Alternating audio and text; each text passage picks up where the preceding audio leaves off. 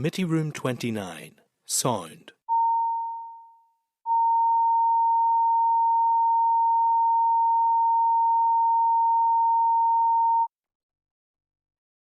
Committee Room 29, Sound.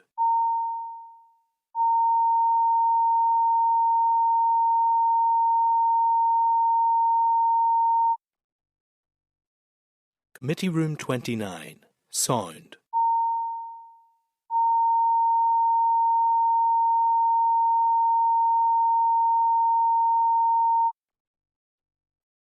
Committee Room 29, Sound.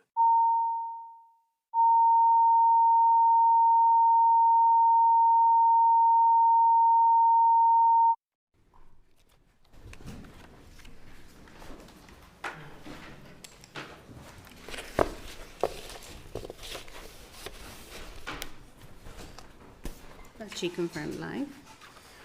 Okay, good morning members. Modgin Moy agus to Fáiltearát. We have quorum and I now call the meeting to order and welcome all members to the 77th meeting of the Committee for Communities. Can I remind anyone in the public gallery that mobile phones must be turned off. Mobile tablet devices, however, can be used through a Wi-Fi connection and all devices should be muted. Password details are available in the gallery for anyone wanting to connect to the Assembly's Wi-Fi network and no recordings or photographs are to be taken. Can you also remind members about the protocols regarding the use of electronic devices? Please switch all mobile devices to airplane mode and activate Wi-Fi connection. Please also use tablet devices discreetly in a way which does not interfere with proceedings and be aware of cameras and sensitivity of the microphones throughout the duration of the meeting. For any members joining via Zoom, can you ask you to be mindful of your background and whether the camera on your device is able to pick up any other people who may not wish to be seen, and maybe please blur your background or whatever. So moving then members to agenda item 1, which is declaration of interests. I would remind members of your responsibility to declare any interest in any of the items under discussion today. Do members of any interest wish to declare? Andy? Charity Trustee, Chair, Private Sector Landlord and Trade Union Representative, or Member rather, sorry. Thank you. Anyone else? Member of the Harry Blake Foundation, which is a charity. All right, just a second, Melissa. Melissa, just a second, Morris. Go ahead, Morris. Member of the Harry Blake Foundation, I'm a trustee. It's also a charity. So, thank you, Melissa. Chair, Niscon the charity. Yeah, and I'm a charity trustee also. Okay, thank you, members. Moving on to apologies. Are members aware of any apologies?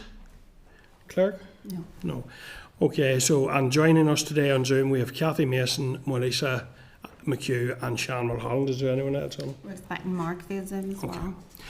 Okay, thank you, members. So, Chairperson's business then. First of all, I would just like to thank all of you who were able to attend the joint informal meeting with the Finance Committee on digital infrastructure and cyber security risks across the community and voluntary sector, which took place here in this room on Tuesday. I found that to be a very informative meeting. Members, can I also draw your attention to the Deaf Arts Festival NI, which is taking place in the MAC on the 13th and 14th of March, and an invitation has been extended to committee members to attend the afternoon panel event with Belfast Media and Deaf Arts together. This will be a good opportunity to hear about access to the arts for the deaf community here in the North, particularly in relation to the Sign Language Bill, and further information can be found at item 14.18 in table papers, which on page 43 of your table pack. So it would be great if any members are available to attend. I'll have to apologise for that, but that will be certainly a good event if any members are able to, and we'll be delighted to hear back from it if any of you are. Finally, members, I am delighted to hear over the weekend that Belfast will host not only the Flagshole na Heron this year from Sunday 2nd of August to Sunday 9th of August, However, there's been an announcement now that the FLA will return to Belfast in 2027. That will be the 75th anniversary year of the FLA, the All-Ireland FLA, and I think that's additional and indeed an extra massive opportunity for our city and our region to participate and showcase all that's good here in terms of those arts, and I look forward very much to seeing how those unfold. I wondered, would that be a timely point maybe that members would seek a briefing from Cultus in relation to preparations for this year's FLA and beyond, if members are content? Yeah. Yeah. Great. Thank you. Thank you, members. Moving on to agenda item 4 then, which is our draft minutes, and those are at page 7. Do members have any edits or amendments to the draft minutes to propose? No, thank you. Can I then ask, are members content to agree the minutes of the 5th of March as drafted? Content? Thank you, members.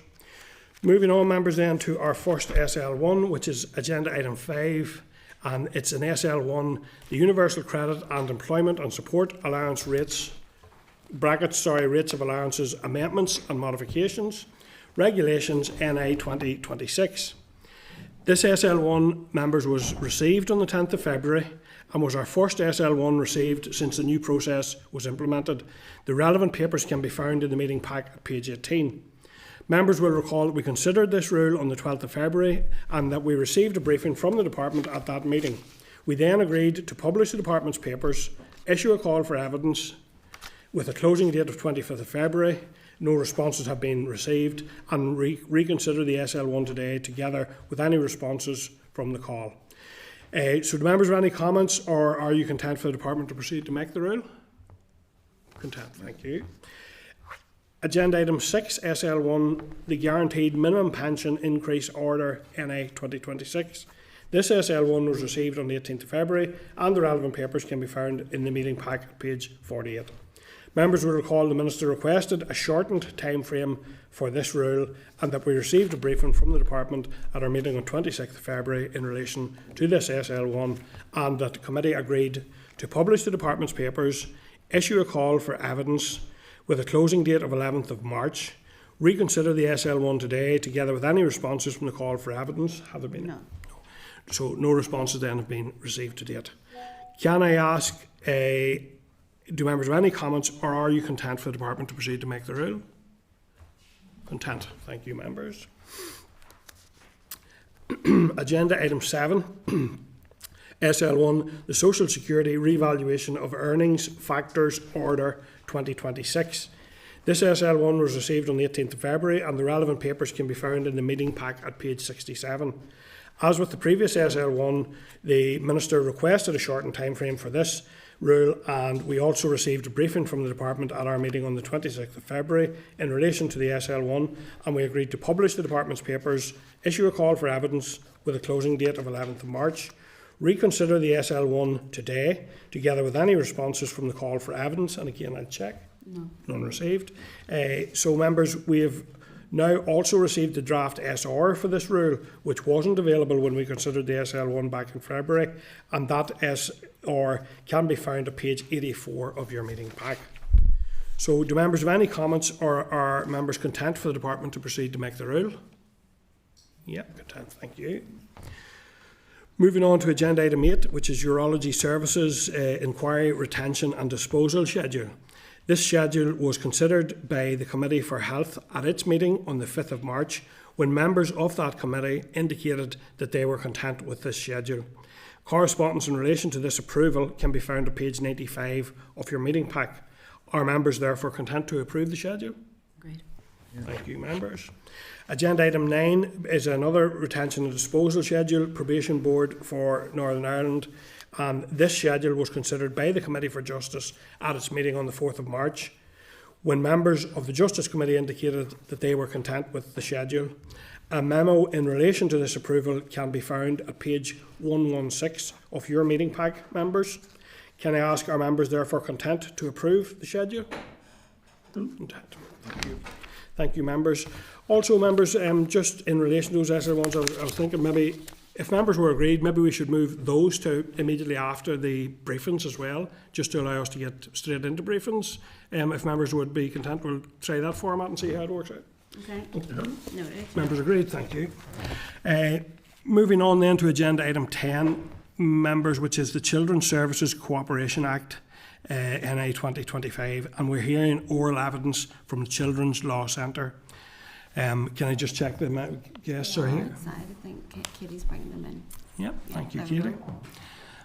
Okay. Hi, Ed. Morning. Yeah. So, members, I'd now like to welcome the following officials to the meeting. So we're joined by Fergal McFerrin and Fergal's Policy and Public Affairs Manager with the Children's Law Centre, and Rachel Hogan BL, who is ACND Specialist Legal Advisor, Children's Law Centre. I want to welcome you both very much. I have to say I have had cause both in my time as a social worker and as an MLA to contact yourselves, and I have to say I have found the advice and support to be exemplary and really, really useful. So I want to put that on the record. It's an amazing resource, and one that I think we as public representatives should be very keen to ensure that it's properly resourced and able to do the important work that you do. We're looking forward to hearing your evidence today in relation to the issues at hand. So Fergal, I think I'm going back to yourself maybe for a brief opening statement, and then we'll move to questions from members. Thank you. Thank you, Chair, and thank you for those remarks, and good morning, members. We're probably more used to being in this room for Education Committee on a Wednesday, so this was a welcome change for us. We're very grateful for the opportunity to speak to you this morning about the Children's Services Cooperation Act, a piece of legislation that I think that the Assembly can and should take pride in having delivered at the time, and it's a positive sign that this committee remains so interested in its implementation and impact.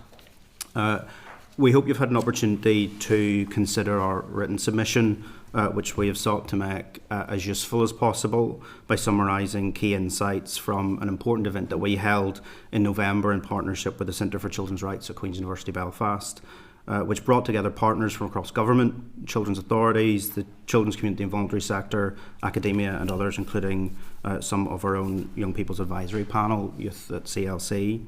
That event marked the Act's 10th anniversary.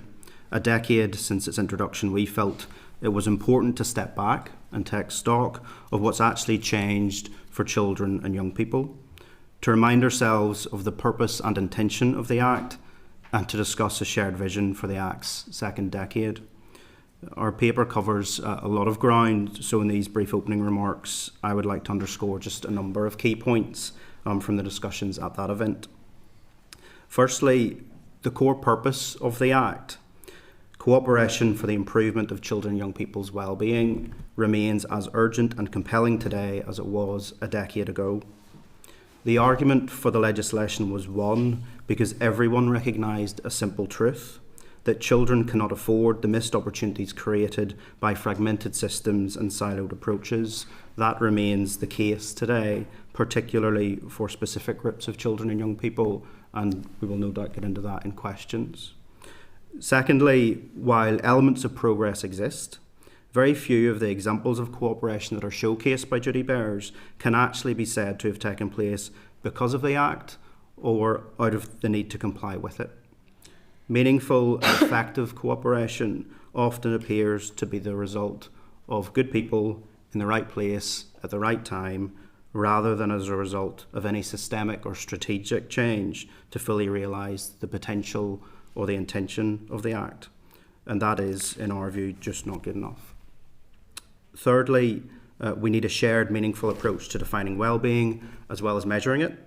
Defining well-being needs to be grounded in children's lived realities, meaningfully involving them and considering children and young people's needs holistically. Measuring well-being needs to be prioritised and purposeful to deliver focus and effective scrutiny.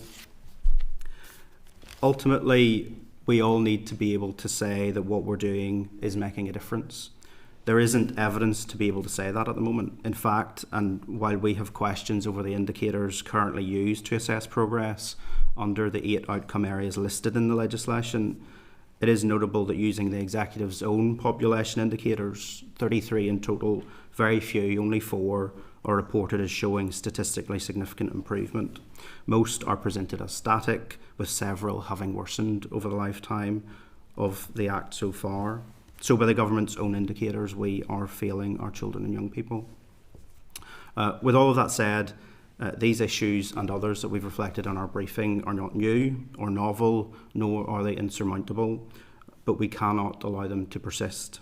The second decade of this Act presents an opportunity, in our view, an opportunity to normalise outcomes-focused cooperation by design, disciplined planning and effective coordination that meaningfully involves children, young people and those working with and for them. So that in another 10 years, we can point not only to structures and processes, but to visible, measurable improvements in children's lives, in their well-being and in how their rights are being upheld. And we're happy to take any questions now. Yeah, thank you. Fergal, I have to say, is some very, very concerning, I suppose, language in relation to the one that jumped out at me probably most was highlighting the feelings, and also to say that remains the case today after 10 years. That's a very worrying comment, but I suspect accurate, and I sit on the PIC as well, and the continuing siloed working that's referenced does appear to come up time and time again. So I think that's something that we certainly need further focus on, and particularly in light of children, when we're dealing with children and trying to secure improvements for children. When departments don't cooperate effectively under the Act, who is ultimately responsible for ensuring that statutory duties are fulfilled? It's really within the Act, it's the collective responsibility of the executive. And with a lot of these pieces of legislation, it's very difficult to pinpoint, how you would pursue or go after or enforce. When we're looking at enforcing the duties in legal action that we are taking, for example, if I have a child who isn't able to access services, I would be looking at the Children's Services Cooperation Act and noting in any correspondence that there's a mandatory duty on children's services authorities to cooperate both with each other and with children's services providers such as the Children's Law Centre or other service providers. So it's a mandatory duty that's there. If you were in a court setting and there was found to be failings, that would then feed into any breaches of other domestic legislation and maybe human rights. So it sits in a collective framework of children's rights, a very strong set of children's rights that we use all the time, say particularly in education. But in terms of just looking at it as a single piece of legislation sitting by itself, I don't think that's where it fits. I think it fits it within other frameworks as well. Okay, thank you. And I suppose at the time of the Act, there were concerns that it didn't have sufficient teeth to compel statutory agencies to work together. Do you think those concerns have been vindicated, and do you think they indicate that now a legislative amendment is required to give it that more effective teeth? I think if I reflect back on the discussion that took place in November when we brought stakeholders together, I think there definitely are sort of stakeholders within, particularly the voluntary and community sector and the children's sector, who would reflect that the Act we got was not the Act that we were asking for, but that the fact that the Act was achieved at all was progress, that it recognised children as individual rights holders, and that it delivered on many of the key asks that we had at the time. It was, as I think we've reflected in the written material, what was politically possible. I think there are risks to opening it up. I'd be quite frank about that it could be further diluted. But I think there is an opportunity in the time ahead that with the right focus, we could make something good of what we've got, and that could be a much clearer focus on what we mean by well-being, what we're actually measuring in terms of well-being indicators in a way that properly reflects the lives of children and young people, and with a coordinated effort across government that focuses on that, we could still manage to see whether we're making any impact at all, what we're achieving and how, but also beyond legislative change or further legislative change, a broader point that maybe isn't, it's slightly more nuanced than how we've maybe said it in the written material, but there were an awful lot of colleagues who had been around at the time when the Act's passage through the Assembly was happening, who said they have seen a shift and a change in the visibility of children and young people in how government operates. And previously, where there were maybe central units, say within what would have been OFMDFM, and junior ministers with responsibility for children and young people, where some of that sat centrally, and there was visibility to that with political oversight and investment. that there has been a shift where elements now sit in different departments, where the delegation of some of this sits in DE, how that coordination still happens or doesn't happen effectively. There is potentially an argument for reviewing what's the right structure without getting bogged down in structure, but with a clear focus on the outcomes and what we're measuring in terms of well-being. Thank you. Yeah, that's interesting indeed. Perhaps add to that, I think in terms of legislative reform, I mean there's a power to pool budgets and pool resources, and at a time we would have preferred that to have been a mandatory duty to pool. But I think when we look at where we are now, I would agree with Virgil's analysis in terms of legislative change. I think we're so far back from where we need to be that we need to give the executive and the departments time to maybe reassess how far they've come in 10 years and how far we need to go. And we're so far behind. We're starting from a very low base. I mean, when you're in meetings with a mix of different people from different departments, it's always very interesting to observe that it seems that information is new to them, that maybe we would have assumed they would have known that each other was doing, different programmes. Say, for example, in health and social care reform, I'm on the Children with Disabilities work stream, and my impression looking at health and education talking together is that they're speaking for the first time about projects like such as SEND reform, and that maybe people in health aren't very au fait with that. And also then in restrictive practices in education. The education sector is very far behind where the health sector is, for example, in terms of just implementing protections against the use of restrictive practices on disabled children. And it is those most complex, vulnerable young people that are most invisible. They are the ones that we are serving the most, and that we have a really hard job in trying to coordinate services around those children, and they are completely invisible and silent within the system. Yeah, and funny, I have sort of observed at times, not only sometimes it's like they're talking for the first time, but even at times they're not even talking the same language in terms of how they describe things or measure things, and there's mismatches there which can stymie progress as well, I have to say. Okay, thank you for that. I'm going to go first of all to our Deputy Chair, Cathy Mason, then Sean, then Morris. Cathy, go ahead, Lanner let it hold. Sure. Rachel and Virgil, thanks very much for your presentation. I'm usually with you guys there on a Wednesday afternoon. And just like the chair said, thank you so much for all the work that you do. I know how many of my constituents that you guys have helped with as well.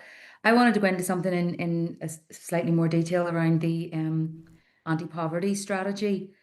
Do you guys think that the Children's Services Cooperation Act has been enacted in any way for the anti-poverty strategy? I can speak to that to some extent, but I would defer to other colleagues who aren't here from the anti-poverty strategy group, and those who were kind of more hands-on in terms of the co-design process. The Children's Law Centre was represented in that process, but it wasn't either of ourselves. I think there are concerns that colleagues have reflected to us that the Children's Services Cooperation Act is an unknown entity to many within the system. It's not considered at the earliest point of policy development and not seen as a mechanism that can enable progress. The anti-poverty strategy, or the draft anti-poverty strategy, like the draft disability strategy and others, are very obvious places where the Children's Services Cooperation Act should be an enabler. It gives officials, it gives the system permission to do good work together. But what we've had reflected back to us, and what we've seen in other work, the Department of Finance published a report at the end of last year reflecting on challenges based on recommendations from the Public Accounts Committee, that at times there is a cultural issue that still exists within the system around needing permission to do certain things. In our perspective, the Children's Services Cooperation Act was the clearest mandate from the Assembly that this is just how the system should operate.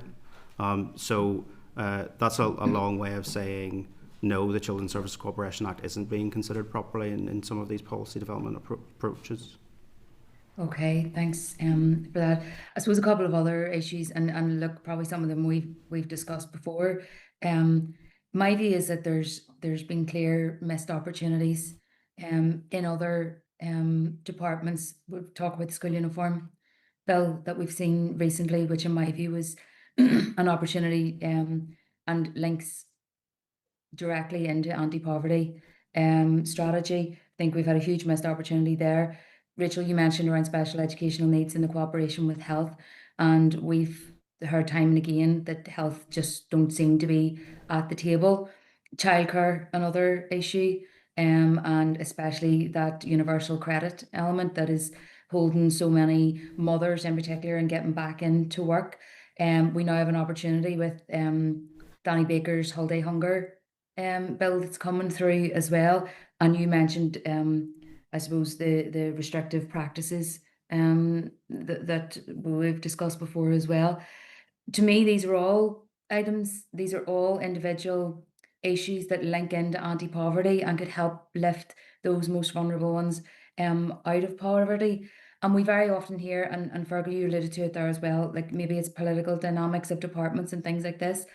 These to me are issues. These are two ministers who are from the same party, who probably have a lot of the same political ideologies. What's your view on it? Do you feel that these are missed opportunities and these could have had a real impact on the lives of people here? Maybe just come in just on the back of some of that you've said there, Kathy. I was on the disability strategy co-design group, and obviously my concern in the work that I do is children with special educational needs and disabilities. And in that process, when you look at the type of indicators that are being used to look at progress, I think the department is really struggling to actually come up with indicators. And then with a set of indicators in the programme for government, with indicators in the anti-poverty strategy, with indicators here and there and everywhere, with indicators in the SEND framework for the transformation process, and there's a real lack of coherence. I think it's actually structural, mainly, and the people on the ground aren't really being listened to. They're not speaking together, and the people who are making the higher up strategic decisions aren't joining up the dots in terms of what they are doing. So in casework, for example, I would find in one case that the Education Authority is doing a fantastic job and they're making a bespoke educational placement and they've listened to us, and it takes a long time, but we're getting there. And we can't get health input maybe for a very child with very complex behavioural needs. And then on the other hand, I had a case where I had a child in contact with the criminal justice system and we couldn't get education to do anything, and the social worker was absolutely fantastic. She was doing absolutely everything from a health and social care perspective, pursuing the Education Authority, working with us, but couldn't get the Education Authority to work in the placement at the same rate that they were working at safe practices for the child to keep them safe. So there is just no joined up working at those lower levels, and it's both inside, say the EA for example, different departments of the EA aren't properly connected. Within a trust, different departments within the trust may not be connected, such as disability, social work and family intervention. And then you've got 5 different trusts and 5 different EA office areas. You've got children transitioning into adult services, and we've had Caleb's mother doing a campaign, Alma White, for Caleb not being able to get transition support. And there's just, when it comes to children, there just seems to be no joined up working. And I think it needs to be, we look at the child as one individual and wrap the services around that child. You have to start with the child's rights, the data about the child, the evidence about what the child might need, and design services around our population. And that needs to be done at a high level. So when you look, you're talking about the poverty strategy, and it's just making me reflect on the disability strategy. The indicators that are in that draft at the minute are completely unfit for purpose, and that's something we'll be saying in our response to that consultation. Can I just add briefly to that as well, that I don't think there's any minister or any official who does not want to do the right thing by our children and young people. I think certainly when we listen to officials at the event in November, as well as former senior officials who contributed to the discussions to ensure that we were hearing a balanced perspective, I think it was clear that there is a cultural change that is required that we had maybe hoped would be further on, 10 years on from the Act, that has not yet happened. I think there's reasons why that's the case, and some of that may be financial constraints. The phrase costly giving was used during our event, where within departments or within departments of departments or bodies or whoever, there may be a consideration that in order to give to achieving a greater outcome, there's going to be a cost to us. And that protectionist mindset still reinforces some of that silo mentality. But I think the challenge for the system that's reflected in that is an uncertainty about how to improve whilst also delivering. And that is the challenge that I think we've struggled with for quite some time. Okay, thanks. That's really useful. And it's actually really stark in what you're saying, is that it's not just across departments, it's actually within departments as well. There's that kind of siloed working too. And I suppose people not being listened to on the ground, Rachel, we've seen that probably time and again, and specifically around the restrictive practices stuff as well, where you guys in over central to a lot of that, and unfortunately had to pull out of it. But listen, thanks very much. That was really useful. Thank you, Kathy. And Sean, go ahead. Sean, please. Yeah, thank you so much, and thank you, Fergal and Rachel, for coming in today. I was a youth worker whenever this piece of legislation came in, and I remember feeling really, really excited because we had this potential legislation that would actually deliver meaningful change. And I think now on the inside as an MLA, the one thing I've seen is that potential hasn't been fulfilled. It's something that we have definitely been quite vocal about, that it isn't being used its full potential. First thing I just want to ask is to realise the full potential of the Act, are there any specific actions or conversations or ways of working that you would like to see within the executive and across departments? I'll start then. I think the overwhelming message that came from the discussions with colleagues from across sectors related to what we actually mean by well-being. And I have to say that was also something that young people told us directly, that it's not clear whether everyone has a shared understanding of what we actually mean by children and young people's well-being. The legislation is clear around 8 specific areas, but the things that we measure to assess whether we are actually making a difference in those 8 areas are questionable. And so I think a bit of a reset to determine whether the things that we're measuring are right, that we have a clear understanding of what we mean by children and young people's well-being in a way that actually informs us about the difference we're making, is a very clear takeaway from the discussions that took place at the end of last year about what might be able to refocus some of this work. Because we all feel a bit of investment in the Children's Services Cooperation Act. We want to see it done and done right, because we want to see the difference that it can make realised. And that's something that whenever we talk about those who have a responsibility to deliver it, the children's community and voluntary sector also sees itself as one of those groups of people. We have a responsibility to see it delivered too. Quite often we think that we might cooperate better than government at times, and actually the event that we delivered in November was part of our contribution to trying to get people in a room to see its potential realised. So we're prepared to step up and contribute to those conversations to see the next decade of the Act deliver better. But certainly one of the overarching takeaways from our discussions was around that piece of what well-being means, and then getting the data collection piece right to ensure we're actually measuring it properly.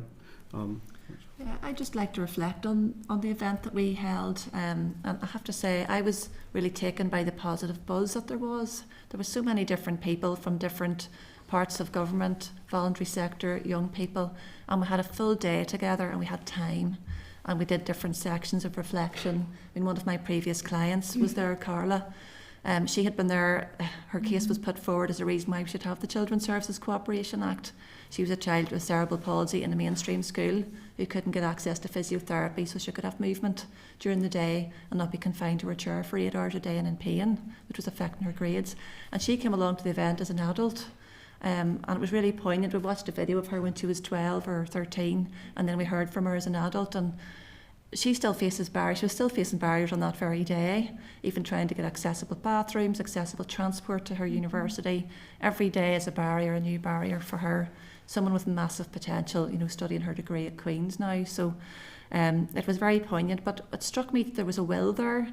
There's an interest. This was the will of the entire Assembly, and the ambitions of the Assembly and the Executive haven't been realised. And it's important that we take the time to reflect on where we are, what have we done so far, and what do we need to do. So I think it's a good question.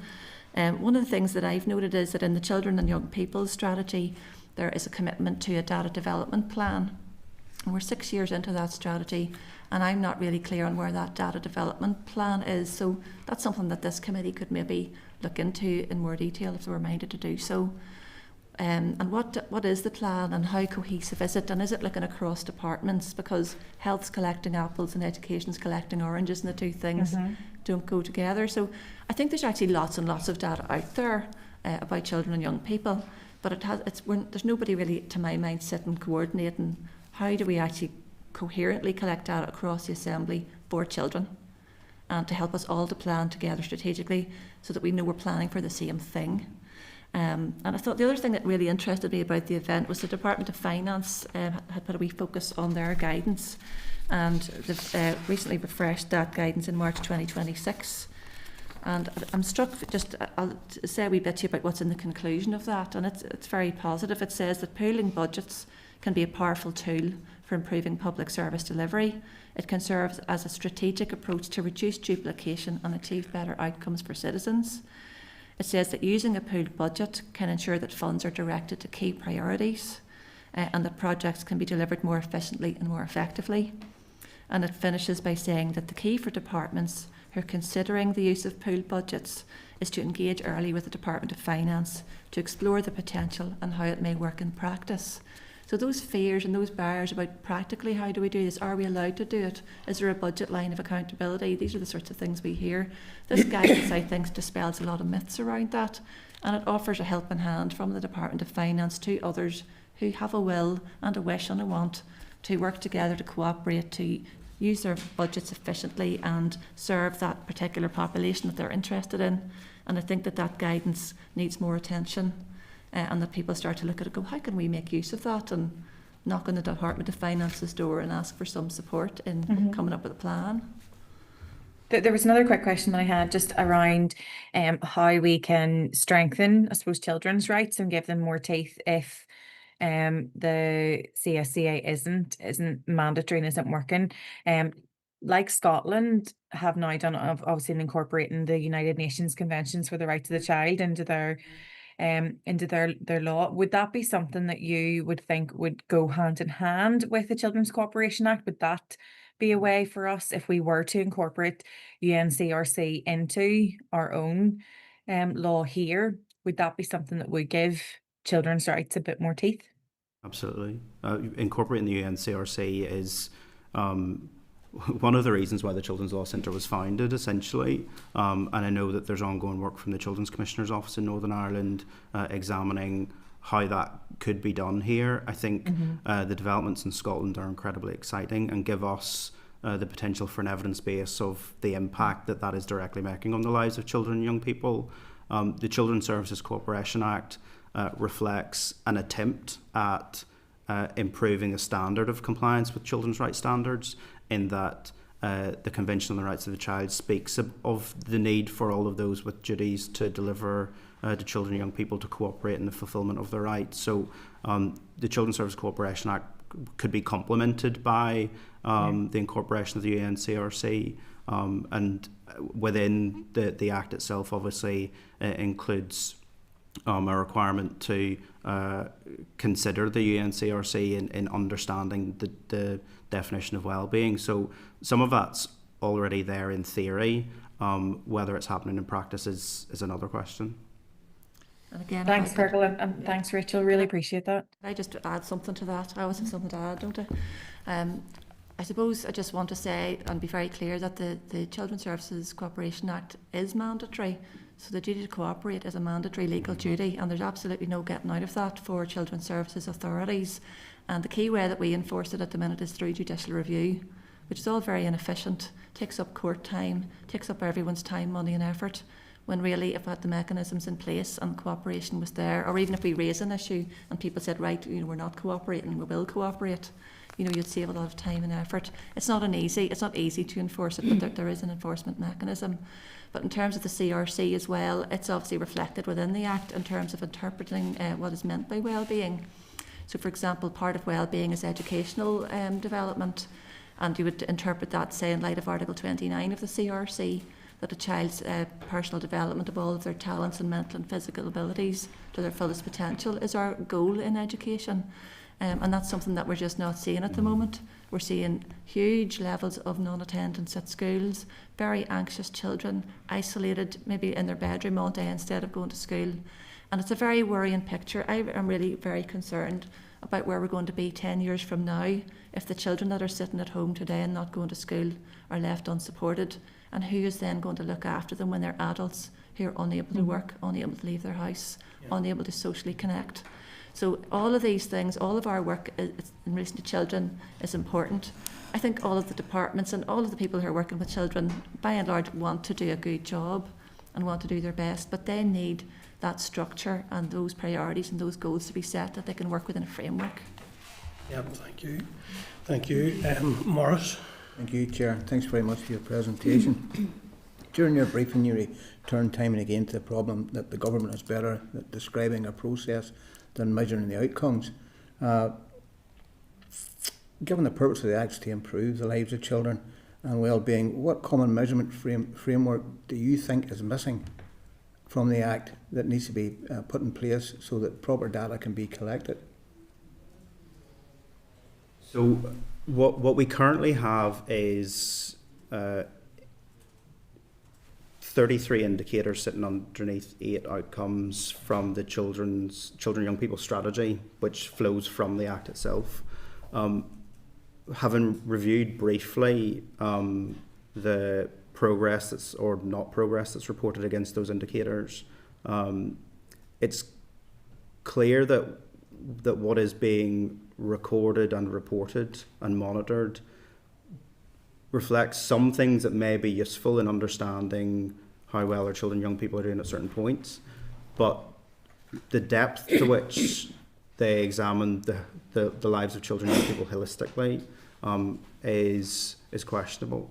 And we haven't developed what an alternative might look like, but instinctively it's clear that there is an inconsistency in what indicators are measured for different strategies and for different departments and for different agencies.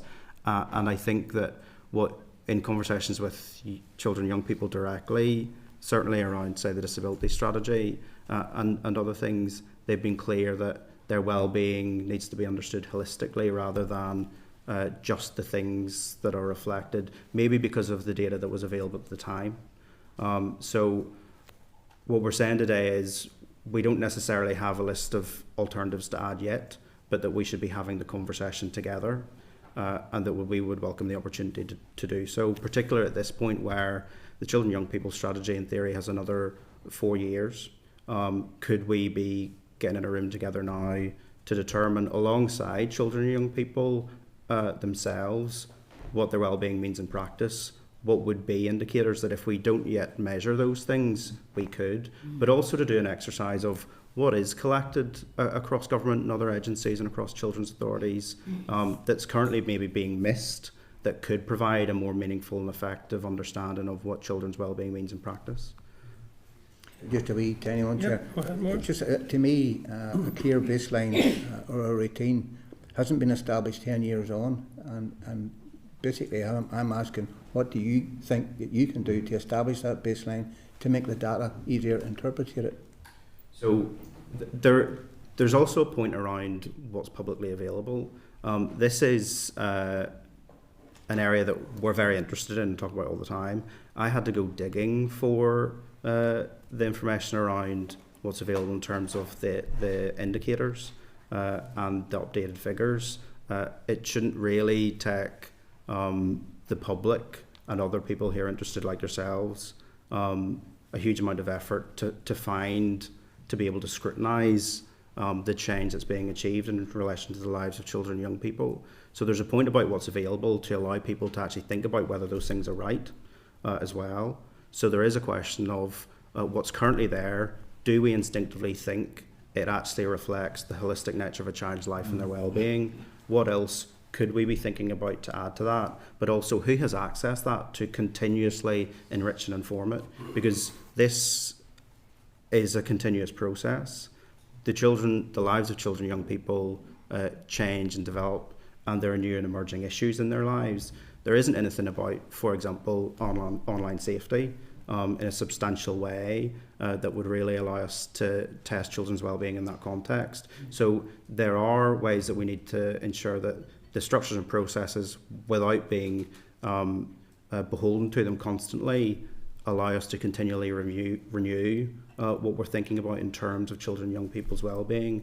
And the people who are best placed to tell us what that means in practice are children and young people themselves, in our view. Okay, thank you, Chair. Thank you, Morris. And Kelly. Thank you very much, Chair. Thank you, guys, and to reiterate what others have said, thank you for the work that the Law Centre carries out on a daily basis. Just carrying on from Morris's questions about the data source, a frustration that I have is that we have equality impact assessments, and the equality impact assessments basically provide cover for any department to say that we're not discriminating against anybody, but part of that process is actually to measure what positive actions are being taken to ensure equity. But if we don't have the data to measure how that equity is going to be delivered, then surely we're missing a point. Is there something there? And the women's sector have talked about it, the disability sector have talked about it. The misuse of Section 75 analysis is that it's always used to protect the department instead of the people that it's supposed to be protecting. So is there something there that we could ask for a switch round so that there has to be a report that shines a light on the equality or the equity actions that are being taken, to raise everyone's options? I think we rarely see a Section 75 analysis that we agree with. It's always something that'll be in every consultation response, because the Section 75 assessment will say we're introducing this policy to help everybody, so everyone's going to be better off. And that's not how it should be done. So I think there is a piece of work that could be done with departments in how to conduct a proper Section 75 assessment. I think that the people who are asked to carry them out sometimes struggle themselves. They're not really clear and sure. You can see the whites of the eyes when you start to talk about Section 75, but it's fairly straightforward in one sense. You're looking to target the Section 75 groups. So if you take disabled children, you want to target your resource to them so that they're taking positive action to improve their lot, say in education or health or wherever it might be. So I think you're right. I think there is a missing piece there in terms of Section 75 analysis. And on data in general, there's at least a starting point here. Fergal managed to find, digging around on the internet, we found the indicators again, because it's been a while since we had looked at them. At least there's a starting point there, and on some of them they're looking at, say, child development when they start school, or GCSE attainment. And so those are covering the lifespan to a degree, which is pleasing to see. But what are we doing to drive improvement is the question. So first of all, you need your evidence to drive your policy, and then you need your further set of data and evidence to see what progress you're making. And you need to start somewhere, and even if we start with what we've got and really drive that, using Section 75 as well, we might start to see some more forward momentum.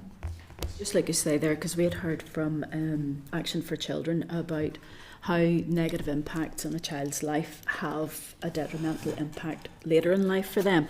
And we take, for example, with communities housing, there's over 5,000 children recognised as homeless in Northern Ireland, and that's 10, 11 primary schools worth of children. Yet the Housing Executive is currently going through a review of their allocation of housing points. Are children being allocated points to recognise the detrimental impact? This is a negative impact on their life, and how that maps into a young person's life and the impact it has on their education, their health and well-being, and so on. And I just wonder, the Children's Cooperation Act, with regards to arm's length bodies, often we hear departments say, no, that's our arm's length body. Ultimately, I'm assuming that the department... They're all caught. Yeah. They're all caught. Anyone at all, really, who provides a service to children, it's so broadly drafted. Any children's services provider who has any function in relation to children is caught by the Act and has that mandatory duty. And what you've said feeds into what Fergal said earlier, that children are invisible and they're forgotten and they're the last people considered. I was pleased to see in the disability strategy that there's a specific outcome for children. The last one didn't have that. It's sad times when we're saying it's progress when we have a specific target that looks at children. So yeah, I do agree with that. Can I just add, Kelly, because the comment you've made around the child homelessness figures speaks to whether we're measuring and reporting the right stuff. Because if you go by what's being published around the indicators and the improvements, the report claims that that's one area where there has actually been improvement, because it only looks at 16, 17-year-olds. So there is a question of, what are we measuring now? Does it give us the full picture? If not, let's do better. Exactly. It's as you have said, children are invisible in this process. It's as if they're just part of the system, but the impact to their health and well-being on something as simple as having a home is so devastating to those children. And it's trying to embed that knowledge in decision makers. I mean, we provide training very regularly to all manner of people, and I'll always ask this. I always talk about the Children's Services Cooperation Act, the Convention on the Rights of the Child and the Convention on the Rights of Persons with Disabilities, and I'll always ask the group there to raise their hand if they've heard of the Children's Services Cooperation Act, and a lot of whom will be children's services providers, and an awful lot of people won't put their hand up because they haven't heard of it. So if they haven't even heard of it, it's not embedded in their practice, and I think there's something to be said for awareness raising, training, and embedding it in the day-to-day practice of decision makers. Have they considered their mandatory duties and how they can further the well-being of children? Just lastly, Chair, just to share a piece of frustration with you, I had asked the Finance Minister on several occasions, I think he was going to tell me to naff off, about had they been approached by departments to discuss pooled budgets right the way up to this, and he kept on saying no.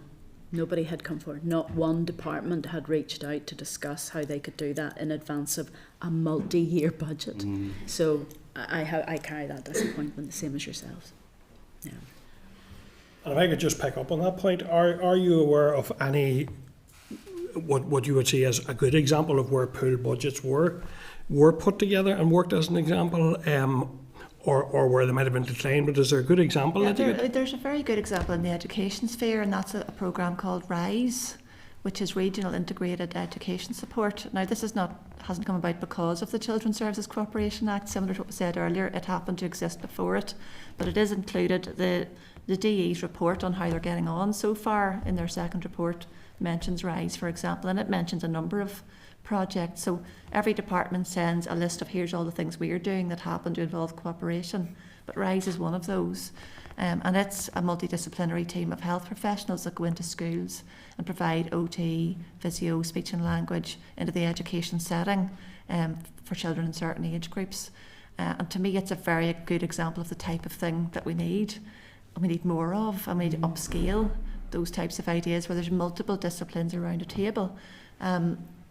I had a case recently of looked after a child who hadn't been in school for a year, and it was because he couldn't get a community nurse, wasn't available. He had very severe health needs and required a nurse in a special school setting with him, and he'd been out of school for a year and nobody was doing anything about his education. So I ended up asking for a meeting, and we had social workers, nurses, the education authority, seniors and junior people from there, the school, the parent, the child, myself. And I'm sitting there going, why have I had to coordinate this? Where's the leadership? I think that's an important point that we need to make very clear. Cooperation requires a lead partner. So it's not enough to go, we should cooperate. Yeah. Who's going to drive and lead it and go, what are you doing? What are you doing? What have you done? We've all done our bit and the child's back to school. We had one meeting round the table and the child was back to school on the Monday. Wow. So it just shows what can be done when people have the time and space to get around a table and discuss a problem. And it's how do we drive that forward? How do we put it into the structures and systems that we have? Okay, thank you. So listen, that's go ahead, Pam. Go ahead. Just a very tiny question on the back of that. Thank you very much for your presentation. It's been very interesting. So just in the back of that final point, if you were to pick a lead, who would that be, or what department? Probably going to depend on the nature of the problem. So I think it's something that's going to have to filter down through the system. Yeah. So in the meeting that I was in, I think education should have taken the lead. Yeah. But then they needed health to come in. Health then needed to come in, and instead of saying we haven't got anybody, well, what are we going to do then? So that came down to a micro level. The monitoring of it and the coordinating of it is with the Department of Education at the minute, so they are leading it forward. But everyone in the executive needs to work together and make decisions, for different structures and systems. And I suppose projects even that they have in place, who's going to lead on each project, who's going to lead on that strategic priority, who's the best person to do that. It might be health, it might be education, it might be justice, could be, you know, any of the departments. I don't think there's a one size fits all for that, unfortunately. And I suspect that therein lies the problem. I mean, when it's not that obvious tick box, yes, then it kind of gets lost. It's not easy and it's not straightforward, No. given the structures and systems that we currently have. Yeah. Okay. Do we need to better incentivise leadership? And because often what I have found, and again this will go back even into social work, people are often finding out reasons why they shouldn't be the person leading and somebody else should be the person leading. Is it do we value enough that kind of initiative and backing people to take risks, and you know, is there something there that kind of chills people from stepping outside the norm and trying something different or new? I think it might be worth. The committee may want to hear from. I'm just thinking some in departments and agencies who. I'm thinking back to our event. You know, the Youth Justice Agency, for instance, reflected clear examples where, you know, they have taken a punt on things and it's paid off, and we're back to do that, and had a bit of. Cultural courage to think a wee bit differently about the problem that was presented in the cohorts of young people that were in front of them, and brought children and young people's sector as well as others that they're engaged with in the statutory sector together to consider the problem, to find a solution that may not have been possible otherwise. So I think there is a bit of that cultural backing to go, but also a bit of confidence in terms of that permission as well. I think Rachel's reflected DOF's guidance as a here's permission to think differently and go and do. And when we talk about pulling budgets, we also need to remember that what the Act does isn't just about providing the power to pull budgets, but also resources beyond money. It's about people and buildings and infrastructure and so on as well. So certainly the overarching point around lots of this seems to be that the cultural shift hasn't happened. If the cultural shift happened in the system more broadly, then some of these questions would be answered probably by themselves, and that piece about who instigates cooperation would also be dealt with because everyone will want to. That may be a bit naive, but in theory, if it's done properly, that should be the case. That actually reflects something that my client Carla said at the event, and it was very poignant. And she said that empathy drives creativity. And I think you get empathy if you take a person-centred approach, and you take a person-centred approach if you have the people in front of you who matter, who you're targeting your resources at and who need the help the most, and you have empathy, and then that drives you to want to solve the problem, and it gets people around the table working together. And I think our event was very successful in that way because we were talking about people and not so much structures and processes. How do we sort this out for the people we care about and that we want to work for? Yeah, that's very good, and a good note to end on. And I have to say, it as you were speaking there, Fergal, it reminded me of that whole truism. Whoever said it, I can't credit them now, but that culture will eat policy for breakfast in terms of making progress. So, thank you for that. We will pick up on any additional actions, but I want to thank you for attending today. Wish you well for the future, and good luck with the important work that you do. Okay, Thank you very much. Everyone. Thank you. Okay, thank you. Okay, members, so just maybe before we go into the next session, we'll pick up on any additional actions that members want to flag up. If not, we'll then... Yes, Kelly? Should we write to the executive, as was discussed there, to ask for progress on the Made Against the Children's Corporation Act over the last 10 years? Yeah.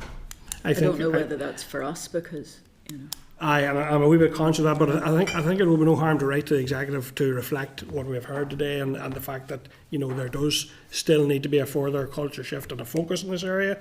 I think that would be I also asked useful that action. we write to Jane Brady, head of the Civil Service, and on that it's about those equality impact assessments. If at the moment they provide us with the "we're not causing harm," can we actually get? Is there any consideration of those equality impact assessments, including the work that has been done to identify that no harm has been caused? So what proactive or positive actions for to deliver equity have been achieved in order to get to the final report? Because I know that's a process that civil servants do work through, but we never see the positives that have been done in order to say that we're having no detriment. Yeah. It might be useful if we just ask Jane if we could see that, because that may pull out some cooperative work. Maybe we ask her if there's any evidence of cross-departmental cooperation or cross-organisational operation or cooperation. Just in this matter. Just saying more, sorry, can I check with the clerk first that you're clear on so the... the Hawks letter is in relation to work currently being undertaken and whether there is any evidence of cross-departmental positive actions which are delivering equity and demonstrating no detriment. As part of the quality impact assessments. As part of EQAs. Okay. Yeah. Members content with both those actions? Morris? Just a matter of collecting data. There doesn't seem to be a uniform data baseline, stuff, that information they can collate it from and then disseminate it down to different departments for a collective response. Yeah. And would that be to Jane Brady or who? Presenters talked about the data development plan. That's Was right. that, in relation to the children and young people strategy? Oh yeah. I'm not sure if that would be the executive or if it would be We can ask even for our own department. Yeah. to What data? DFC. Yeah. What is their part of the data development plan? Yeah. Okay, Sean, were you indicating there? Yeah, just this feeds into what I had spoken about last week in our future planning section, and it was really just around that linking with the public data all party group and also then ADRC NI, who are they look at how public data is collected and how it's then used across, and I think it would be really useful to get them in, even to give us an overview. They're very clear. Northern Ireland is data rich, but we are data linkage poor. And that's been something that's come through that all party group on a number of occasions. The last time I think in terms of this committee's remit, it was around the anti-poverty strategy and the use of data there. So I think it could be really useful if we write to ADRC NI and maybe ask for a briefing, whether it be written or in person, given time constraints, just to give us a bit of an overview of the types of data sets that are available in Northern Ireland, particularly around some of the information that we need within our remit as the Communities Committee, and how that's being used to further social policy. Yeah, I think maybe in writing, it would be useful to have it in writing actually, I think, because it would be a useful resource, a reference resource. So maybe in writing first of all. We did take that action after the strategic planning, so we have written to them. Oh, that's done. Thank you. But we can chase that up. That's perfect, okay. Go ahead, Pat. I'm just wondering, is there a role here for the Chief Scientific Advisor? Just we talk a lot about data and that point being data rich, but the lack of linkage. I'm just wondering that there may well be a role for technology and AI and all of this. I'm scared to say that. In terms of, I don't know, just all of this subject actually. Yeah, I don't know. I mean, it's clearly not easy, but I think what would be interesting is if all of that data how's it being collected, can it even be shared across all of the departments? Because I don't know whether the housing executive data, for instance, can be shared elsewhere. So we're getting, as you say, getting all this data, but have we put barriers in place that prevents it being effectively used? Yeah. Or are we not taking advantage of emerging technologies to because the data is flowing through our fingers essentially across the system, every interaction and but it's a matter of analysing and utilising that data, and there are more efficient ways of doing that. So I'm not sure where our role is in all of this or how we would link, but any suggestions? Write to the Chief Scientific Officer and outline the challenge and ask for a view on whether if there are barriers to effective sharing. or if there are opportunities For better sharing. Or new technologies. And move forward. Members content with that? Yeah. Okay. Is it just simply asking for her view around this topic, whether she's any suggestions to how can improve things? I'm just very aware, even in terms of health, with the whole rollout of Encompass and stuff, there are really good, heavily invested in systems out there. I'm just wondering, Is it going to be used? yes. What difference is it going to make? Yeah. In other areas, which I'm linking across. Okay, listen, are you okay with those, Claire? Okay, thanks members. We'll move then on to our next session, which is agenda item 11, another session, a briefing in relation to the Children's Services Cooperation Act, and we're taking now oral evidence from the Department for Communities and the Department of Finance. There are no briefing papers in advance of nothing tabled either. No. So I now welcome the following officials to the meeting. So, Morning. Yeah. So now welcoming John McCord, who is Director of Central Policy in the Department for Communities, and Jeff McGuinness, and Jeff is Director of Budget Sustainability in the Department, of Finance. John and Jeff, can I invite you both to make brief as you can opening statements, and then we'll move to questions from members. Yeah, no problem, Chair. They will be brief. Look, folks, as the Chair said, I'm John McCord, and I'm the Acting Director of Central Policy Division in the Department for Communities. I'm also the Department's Children's Champion. Children's Service Cooperation Act, as you know, was enacted in 2015 to strengthen collaboration across departments, agencies and service providers to improve outcomes for children and young people. And it places a number of legal duties on children's authorities to work jointly and promote an integrated approach to planning, funding and delivering services. The Act aims to enhance cooperation, ensuring that all relevant bodies contribute to the well-being of children and young people. A key enabling provision allows departments and agencies to pool budgets, staff and resources, and this is intended to support innovative joint working arrangements. DSC welcomes the publication of DOF's Removing Barriers to Children's Services Cooperation, and DFC officials fed into the report, and we continue to liaise with our colleagues as progress is made. DSC supports children and young people in many ways, and there are a number of areas potentially supported and enabled by the Act that are being explored. Statutory community planning partnerships, for example, provide a well-established framework for collaborative action on well-being and inclusion. Community planning policy and the partnership arrangements it has established have a key role in supporting wider evidence-based multi-agency work, and that's consistent with several outcomes and aims of the Act. While community planning is delivered under the Local Government Act, many community planning partnership activities demonstrate that collaborative practice. The Children and Young People's Strategic Partnership is supported and hosted by DOH and the Public Health Agency, both statutory community planning partners, and it operates through outcomes groups and locality planning groups, feeding into district community plans, particularly around emotional health, poverty, family support and inclusion. Further example includes the Department and NIHE's work with the Department of Health, the Health and Social Care Trust, the Department of Education, the Department of Economy on ending youth homelessness initiatives and providing supported accommodation. DOF's report includes initiatives being taken forward that support the objectives of the Act, mainly the NICS Collaboration Test and Learn initiative, and DFC officials through the People in Place initiatives are what is supporting that. Test and Learn aims to improve collaborative working between government departments, communities, councils and other partners, and this requires the participation of other government departments and active development of testing of structures to support the delivery model.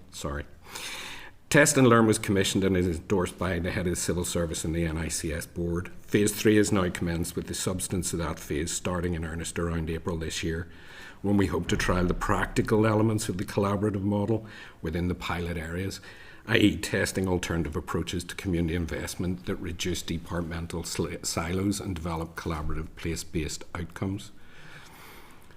It is important to recognise that DOS report was prompted by the Public Accounts Committee to 2024 report on child poverty in Northern Ireland, and this report included a range of recommendations that are and will be reflected in the development of the Executive's anti-poverty strategy, with the department working across the other executive departments to ensure that the strategy includes a number of interventions designed to have a positive effect on children and families who are experiencing or at risk of experiencing poverty.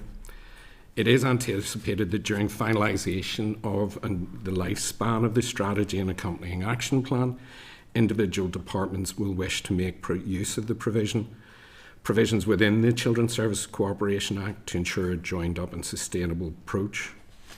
This will be especially important where actions to be delivered require partnership work and extend across the competency and remit of more than one department. Our Minister has been clear that he will ensure that his colleagues consider the Act where appropriate. I'll hand over to Jeff, but I hope you find what we've given you this morning useful, and we'll welcome your questions when we get to that stage. Thank you. Yep, Jeff. Good morning.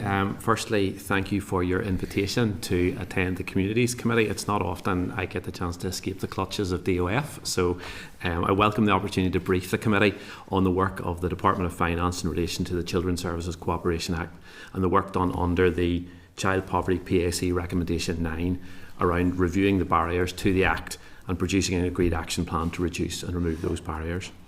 I am Jeff McGuinness, Director of Budget Sustainability. One of the key strands of my work and the work of my team is to examine and deliver strategic improvement to the budget process.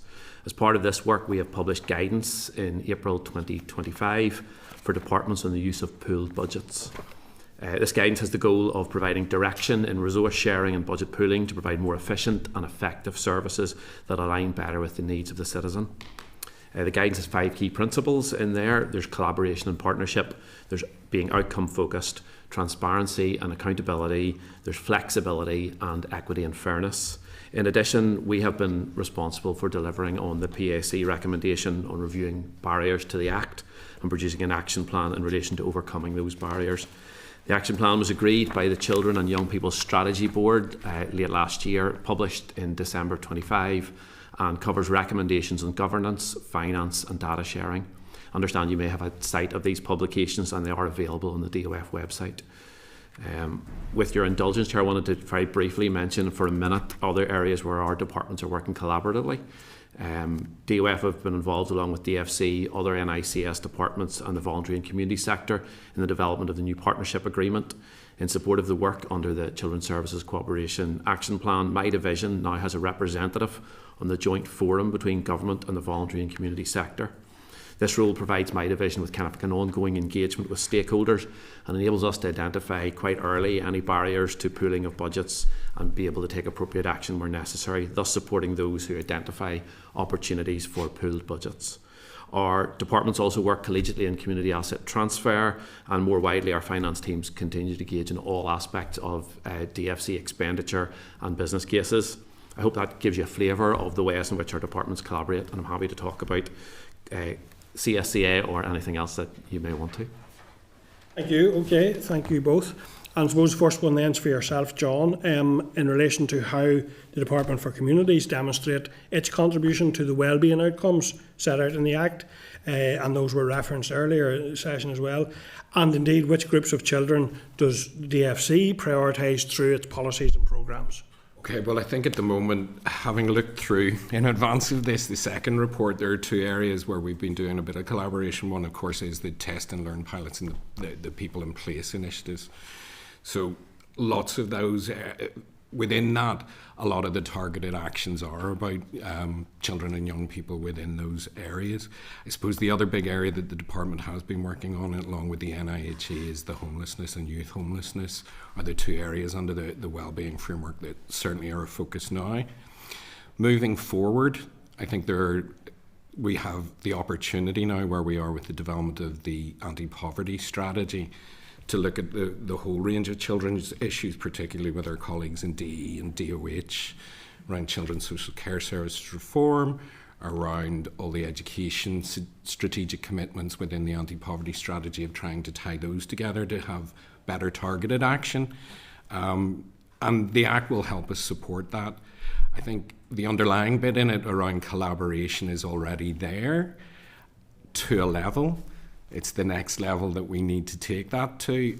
The other thing that I think will help that is if the executive agree the multi-year budget. It's certainly been one of the big barriers, is year-on-year budgets make it very hard to plan, particularly around children's services where you're trying to do something in the longer term. But that's kind of our focus at the moment. As I say, future is the anti-poverty strategy, and the people in place pilots will be the big bit, because they're going to be a big delivery mechanism when we pilot it here in phase 3. And get the results of that about maybe pooling budgets and all of that on a small level. It also gives us the evidence then, as we're working through a whole range of the executive strategies, to then be able to say, well, look, we can prove this works, we can do this at a bigger level, at a higher level. Okay, thank you. Just, I suppose, picking up on your comments there, I suppose it's really crucial that, and you've talked about targeted actions, in order for departments to work effectively together, and I suppose and I think there's more space in this area in relation to departments recognising that working effectively together is in their own benefit, and that's particularly the case in health and education and different. So they derive benefit from working together. So how important is it that the anti-poverty strategy has clear targets, so when departments are working together, they can agree to which target they're working? Well, as you know, in the draft of the anti-poverty strategy that went out to publication, we have the population level measures.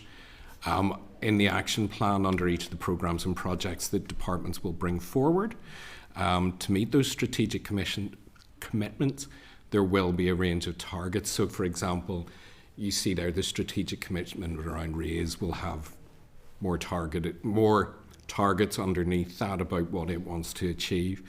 So those targets being there and us being able to sit in a room or sit in a number of rooms and all work together to go, well, that target affects that target, that affects that target. How do we bring that all together and get a better action than we have? It is one of the advantages, at least with the anti-poverty strategy, having that holistic framework for us. Okay, and I'll go then to Jeff for my second one, then coming to Cathy, our Deputy Chair. So Jeff, around the pooled resources and the pooled budgeting between departments, why in your department's assessment have those not been used more extensively to support cross-departmental delivery of children's services? I think the first thing to probably say is that there's a number of mechanisms that departments can use to share budgets and work collaboratively in that kind of finance space. They have been there for a number of years. So I think that whilst we're saying that no one has come to us and said we need to pool this particular budget, it doesn't mean that those kind of actions aren't happening day and daily. So there's technical transfer between departments, budgets transferring from one department to another happens hundreds of times a year. It just happens in the background and it works, and nobody kind of it isn't raised above the parapet if you think about it that way. So this is the pool budget. Can I just interrupt for a second? Sure. Apologies, Jeff. Just to say that when we heard from the Children's Law Centre there earlier, they were saying that the siloed working that they see, and they pointed out that remains the case today. So I'm trying to establish why this Act hasn't led to noticeable improvements. Really, that's what I'm trying to get at. Yep, sure. I mean, I think we could always go further. So I think part of the Act, the Act is kind of like a framework law, which effectively means that it's there to, whenever things break down, you can point to the Act and say, you haven't done that.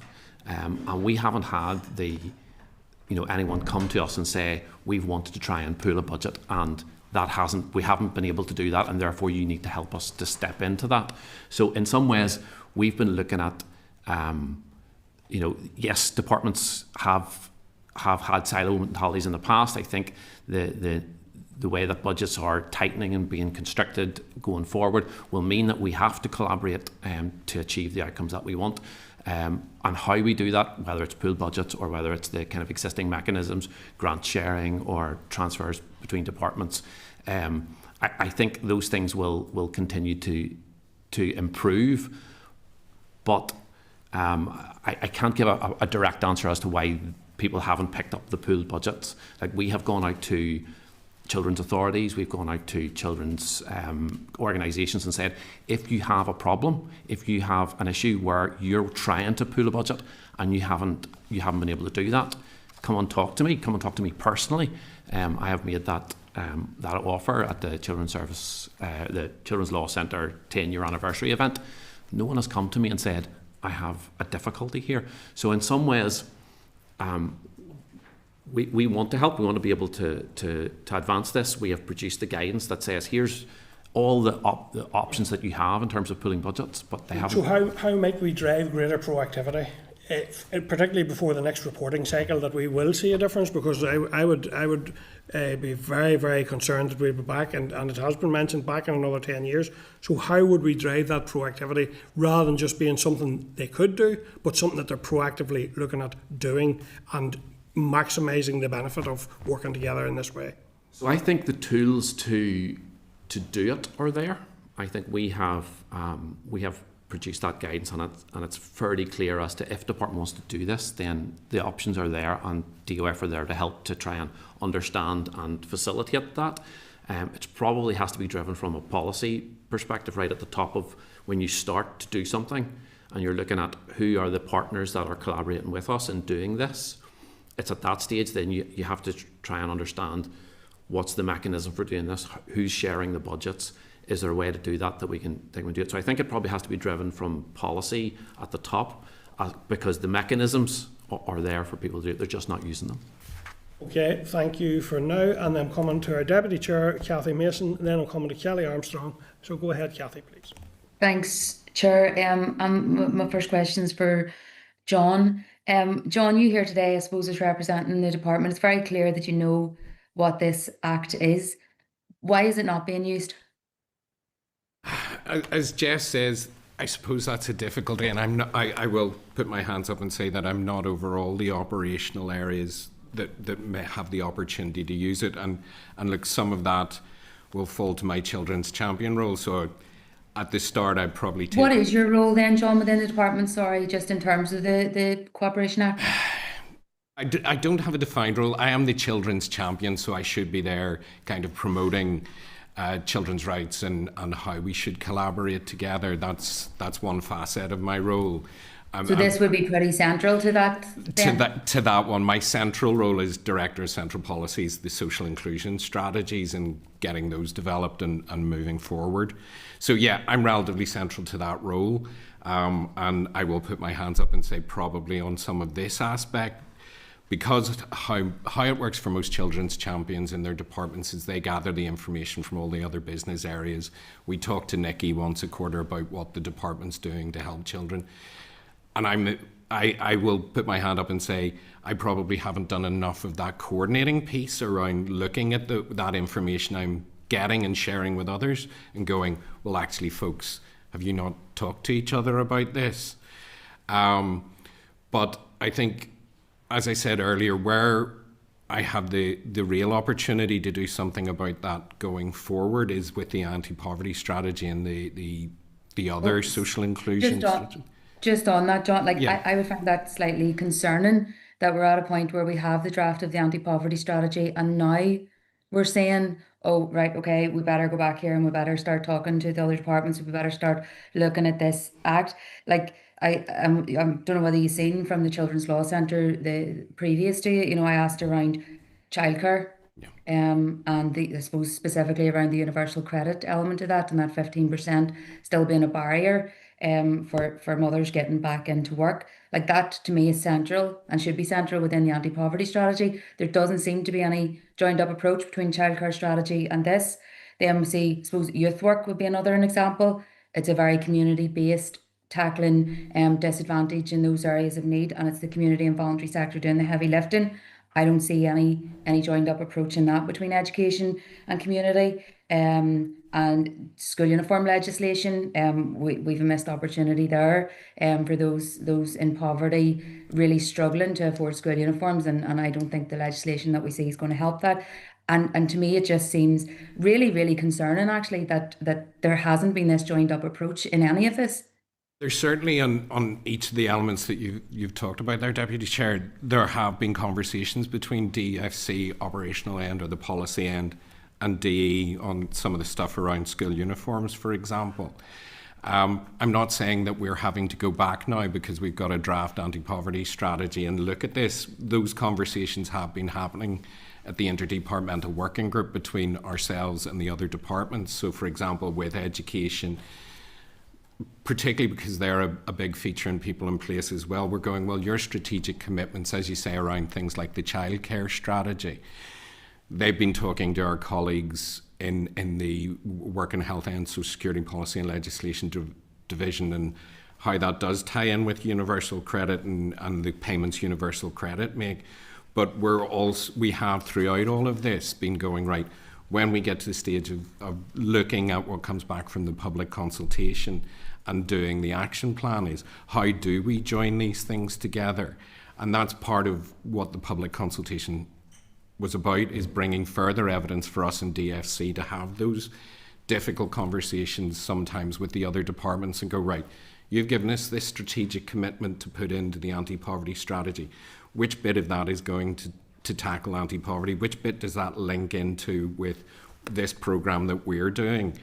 Also within the department, we have an internal working group, because lots of what we will feed into, particularly the minimising the impact of poverty pillar, falls to DFC, and we're looking at, well, what impact do the other strategies or programmes and projects that are already there as strategic commitments. So that I'd like to assure you that we have been doing that and will continue to do that. As I say, look, as to the effect of the Children's Service Cooperation Act to date, there's a lot more we probably should have been and should do and could do. As Jeff says, some of that happens in the background between the policy areas across the departments, and they don't formalise it. But there is more that we could be doing, and absolutely we will do as we move forward. I suppose, John, I respect the fact that you're saying that there hasn't been enough done. I'm not sure that the sector and those that are looking at this will have any comfort from anything really that you're saying. My view is that a department who is leading on the anti-poverty strategy, whose responsibility it is to deliver this anti-poverty strategy, should have been going to these other departments and saying, how is your school uniform going to lift your school uniform legislation going to lift people or help lift people out of poverty?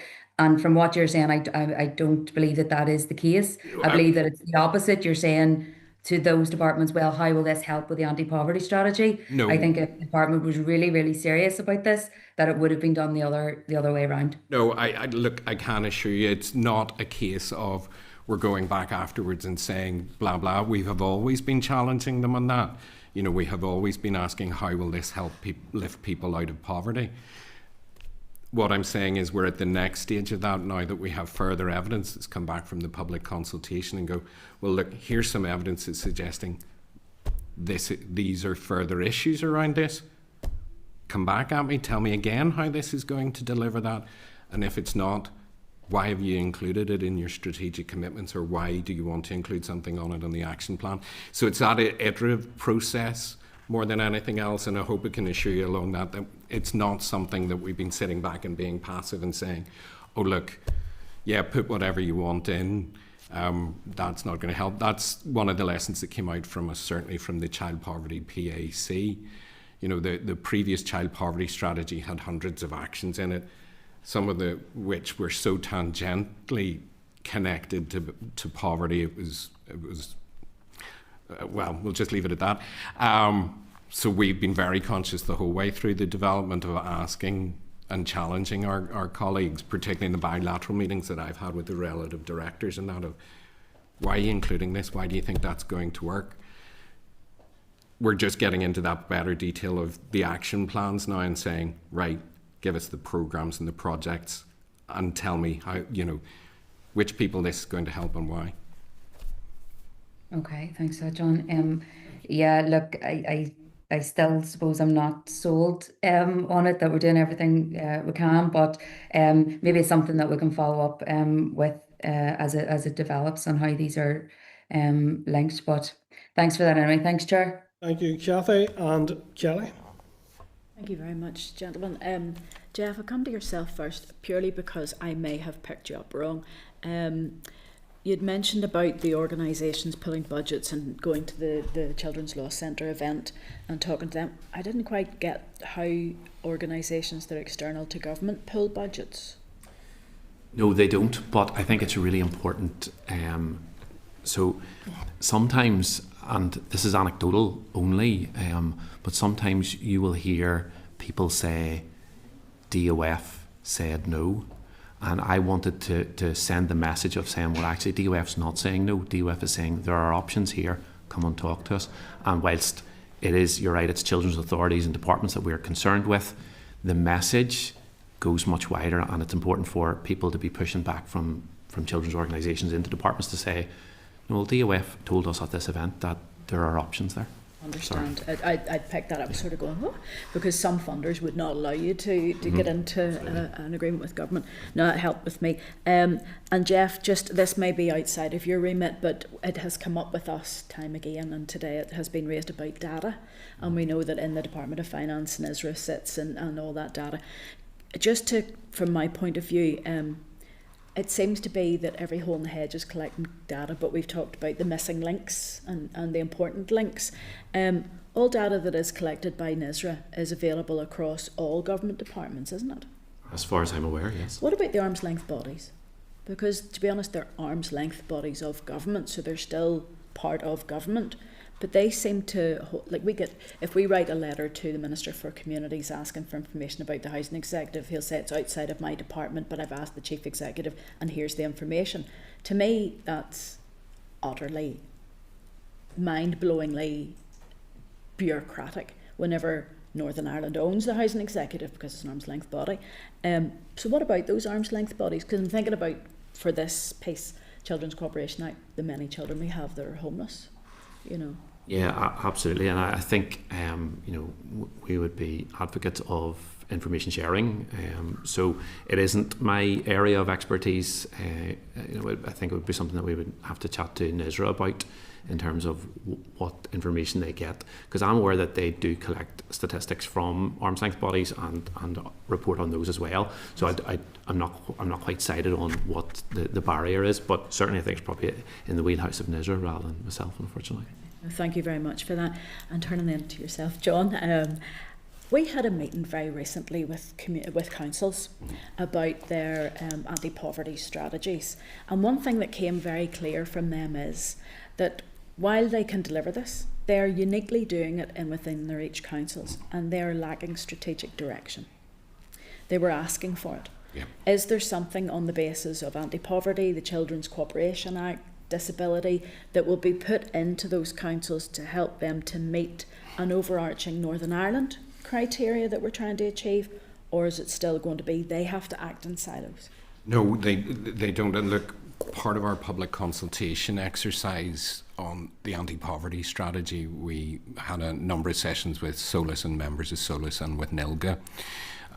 Look, we're acutely aware, or I'm acutely aware as the director leading this, we're developing a regional strategic framework, and that's our everybody's hope, including the executives, that will provide the strategic framework in which all of the public sector and government work.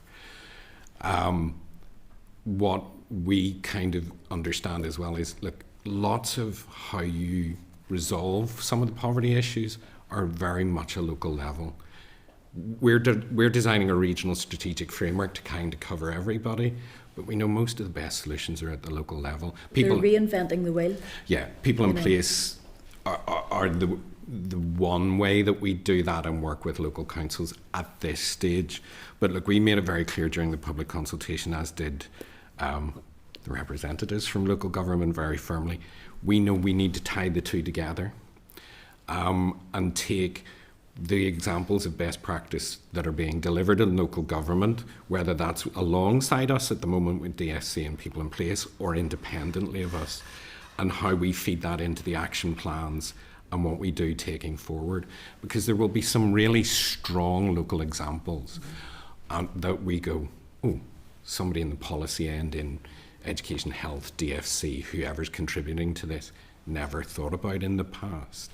Why have we never done anything on this? So we're very committed to making sure that local government is part of this and part of the framework for this. And I know David Burns from LCC was one of the folk up in front of you, and he and I have talked on a number of occasions about how we do that. NILGA representatives were the same. So look, we've given that assurance that in building the action plans and finalising the strategy, we will have a mechanism in there, not only on the practical level of delivery, but also we're hoping within the governance framework that has that local government voice in there as well, because they're delivering an awful lot of things that we don't necessarily know about ourselves in the centre. That's good to hear, because I'm very concerned about that postcode lottery where just because you live in one area you can access X support, but you live in another area you can't. So that would be really good. If we're going to make a difference to children's lives across Northern Ireland, there needs to be some proactive activities. And it needs to recognise that not every solution works in every neighbourhood. Things need to adapt, or something completely different might need to happen in one council area than in another. You know, that came across really strongly when we were having those conversations. Can I just ask, and I'd asked earlier with the Children's Law Centre, a bugbear of mine is equality impact assessments, because I feel that they're being misused.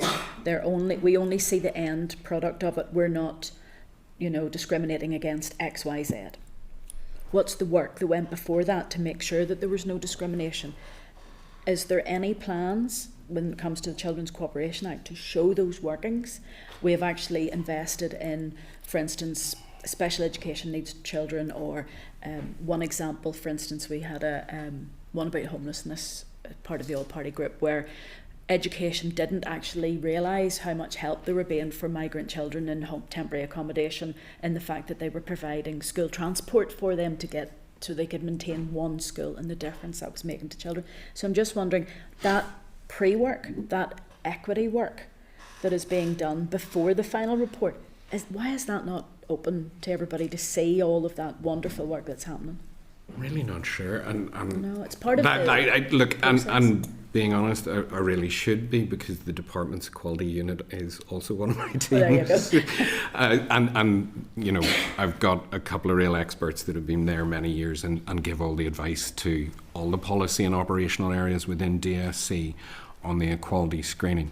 And look, my understanding of it from my experiences of having done equality screening and EQIAs in the past is that's exactly what should be in the final screening document, because it's explaining this is the evidence we use to determine there were negative or impacts, and here's what we are hoping to do to mitigate it. So it should be there. So look, if you don't mind, that's something I'll take back and talk with my own equality team. I think from the department's point of view, it will keep some of the committee quiet about things, because we're not seeing that level of, not necessarily detail, but the work that has been achieved in order to come to a determination.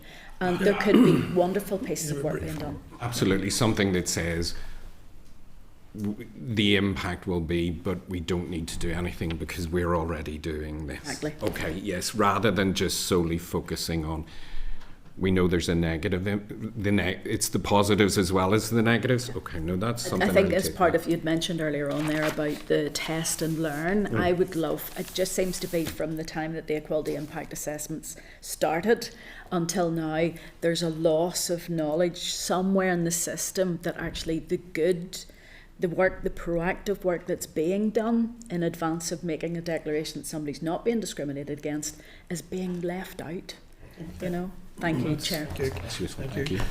Okay, I'm coming then to Sian. Go ahead, Sian, please. Yeah, thank you, Chair, and thank you both for the briefing today. Most of my questions have been answered, so I just have, I suppose, just a clarification. Obviously, when we talk about pool budgets and the technical transfers and the joint bids and things that are in the Children's Services Cooperation Act, we know about those because we've obviously had these briefings. Can I get some clarity on how that has been communicated to all departments? And is this something that has been communicated as clearly as outlining as we have had outlined? These are what you can ask for. These are what you can do through this piece of legislation. I guess from the kind of finance side of this, whenever we produced our consolidated guidance on pool budgets, that was shared across all departments through their finance teams. We have just recently updated that, and then we intend to share that out again with the departments.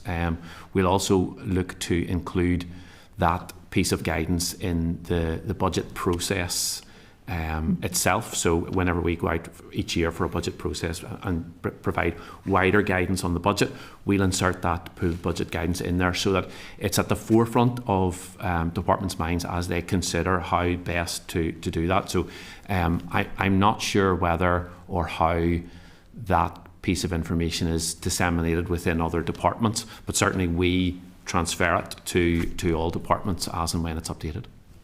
Yeah, I just think that particularly as we enter a more fraught budgetary period, and particularly given that some of those indicators around wellbeing and where children are at within Northern Ireland, we aren't as far forward as we would like to be. And I just think that as we enter this period, a reminder and maybe a bit of hand-holding for some departments to consider that pooling of resources to better achieve results, I think would be really useful, especially when we have this piece of legislation at our fingertips that could, really positively impact children and young people in Northern Ireland. Just think that if there's anything communication-wise that the Department for Finance can do to handhold other departments to consider this piece of legislation, anything at all you can do would be really welcome. Yeah, absolutely. And I mean, selfishly, from my point of view, if people pool budgets, it tends to create efficiencies, and so it tends to release actual, additional funding for other areas within each department. So we do that, and our pool budget guidance, whilst it refers to the Children's Service Cooperation Act in it, it's much wider. We want people to be thinking about this in, for doing this in whatever area that they're working in, not just on the children's side of things. Thanks, Chair. Okay, thank you. Anything else, members, in relation to this session? No. Okay, thank you. I have to say, John, some of your answers were very vague for someone who is the director responsible for some of these important areas. And we were concerned at the reference repeatedly there at times to a framework. It's an anti-poverty strategy that the Department for Communities has been tasked with bringing forward. A strategy is specific, actionable plan that will achieve objectives. So why do you refer to it as a framework rather than... I suppose that's a difficult question to answer in some levels. It is a framework. Strategy is a framework for future action. It's the higher level commitments that each of the departments are making to take forward. And look, we in everything that we have taken forward in this, we have said it's a structured, holistic framework in which then the individual actions and programs can come forward. Yes, there's a range of outcomes, absolutely, as you said, and that's what's there.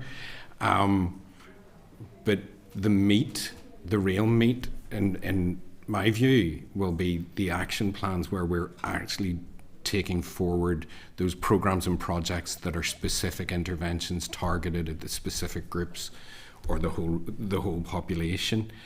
But is it not the strategy that drives those other departments to require them to come up with their part of the jigsaw? Yeah, it is absolutely. The strategy is there to do that. It is the main driver, and it's the bit that we will keep going back to. So when we say when people are developing their programs and projects that go in to meet their strategic commitments, we'll keep pointing back to that's the strategic commitment. That's what you've said you're going to do, and that's the outcome associated with it. It's like any of these things that we take forward. You build an appropriate structure around it. The strategy is that structure, and hence why I refer to it as a framework. I'm struck by, at the time of the draft consultation that came out, some of the significant members of that sector said it's not even a strategy, and I'm very keen to ensure that when after the consultation process, that what we see back out of your department, out of your work on this, is something that the sector will recognise as a strategy that will make a difference. No, absolutely. Okay, thank you, John and Jeff, both. Appreciate your attendance today. Thank you very much. Members, any follow-up actions then emerging out of that session that members wish to flag up? Go ahead, Kelly. Can we just ask the Department of Finance what correspondence has gone out to every other department about the pooled budgets? Because it just appears to me that they obviously know it's there, they have information to share, they're trying to get that out to the community and voluntary sector to go back to departments, but what actually has been discussed with all of the departments seems a bit unusual. I also was a bit struck by the fact that arm's length bodies almost can't pool budgets, and I'm wondering is there not a way back through their sponsoring departments that those requests or if any work's ongoing to ensure that arm's length bodies are taken into the scope of this, because they're obviously public bodies, publicly funded, and it's important that their budgets, where benefit would arise, that they could have a vehicle with which they could pool budgets and work together. Would members be content with right to finance on that? Yeah. Correspondence, pooling of budgets, and whether this is also available for ALBs. Yeah, yeah, I'd be keen to. Mark, go ahead. Sorry, I was late for the meeting as well, Chair Go Maleshkill. I think the frustration is that what we're hearing is barriers have been removed, but no one's been pushed to go through the gap that they've left, or been encouraged, or I think they should be compelled rather than encouraged to pool resources where appropriate. I think it was Melissa had asked for an example of where resources have been pooled, and that. And I don't want to conclude this wrongly, but I thought the guy got the wrong end of the stick, or whoever was answering the question, and gave examples of particular projects. But in terms of places where this has been done, it was done here long ago in an earlier assembly, or well, it was the first assembly of these institutions. It might be worth us getting something from Ray's or wherever, maybe within the department itself, on the effectiveness of the executive programme fund for children and young people that ran here in the early noughties. Members agreed? Yep, members agreed with that? Yep. Yeah. And I suppose how it was done, the young people, children and young people wasn't the only one, but it was one of a few, but it's where departments were effectively top sliced, because once departments get their budgets, they'll always do their best to hold on to them. While we've heard lots of examples of collaboration, today, every day, we see and hear examples of failures to collaborate. Thank you, Mark. Members content. Kathy? Thanks, Chair. Yeah, it's not really a proposal or anything to follow up on. It's just, I suppose it's just a bit on record that I'm really concerned after that briefing. There seems, I'm not sure whether it's a lack of understanding or whether it's an unwillingness to put any action towards this, but I'm still none the wiser as to where there actually has been any cross-departmental work and done. In fact, I thought it was quite lackadaisy, for the want of a better word, in the approach. And to say, I know afterwards, John tried to clarify that there has been cross-departmental work, but I'm still none the wiser as to where that's actually happened or where we can see tangible outcomes of it.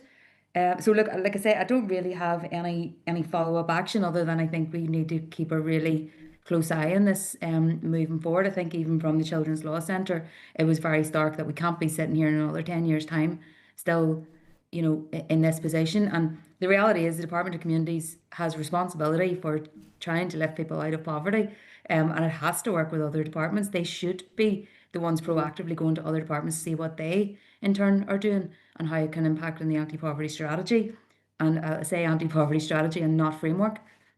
Thank you. Kelly? Just something that John did raise. So the Children's Co-Production Act exists. With the anti-poverty strategy will eventually come forward in its final. He mentioned about targets would be set afterwards. Who's setting those targets, and is there any co-production with children or children's organisations there? Because if the consultation happens at the development of the strategy, I didn't hear a very clear plan to say that the targets that they would be all asked to achieve, who's involved in setting those, because there are no targets in the strategy. So yeah, that was my question as well. Is how will you hold the departments to account for the targets they set or don't set if you don't have targets of your own? And if they're setting them for themselves, you know, how's that? What would the action be maybe out of that, Kelly? I think it's just asking as an outcome when the anti-poverty strategy or any of the social strategies are finalised and thereafter targets are set. Who sets those targets, and is there a clear,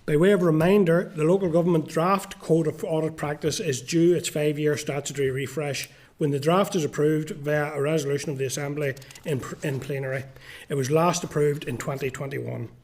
At last week's meeting, we agreed to invite departmental officials and the local government auditor to brief the committee on the refreshed local government Code of Audit Practice.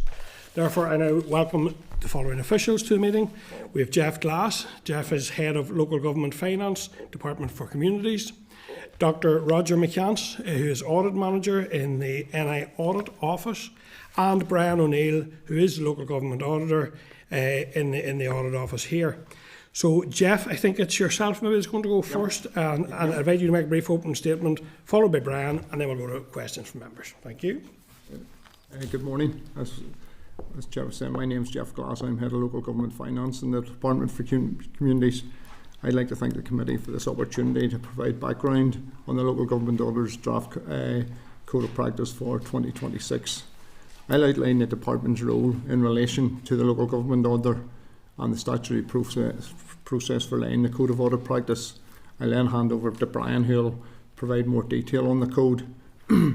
Article 4 of the Local Government Northern Ireland Order 2005 provides that the Department may, with the consent of the Controller and Auditor General, designate a member of staff of the Northern Ireland Audit Office as a Local Government Auditor.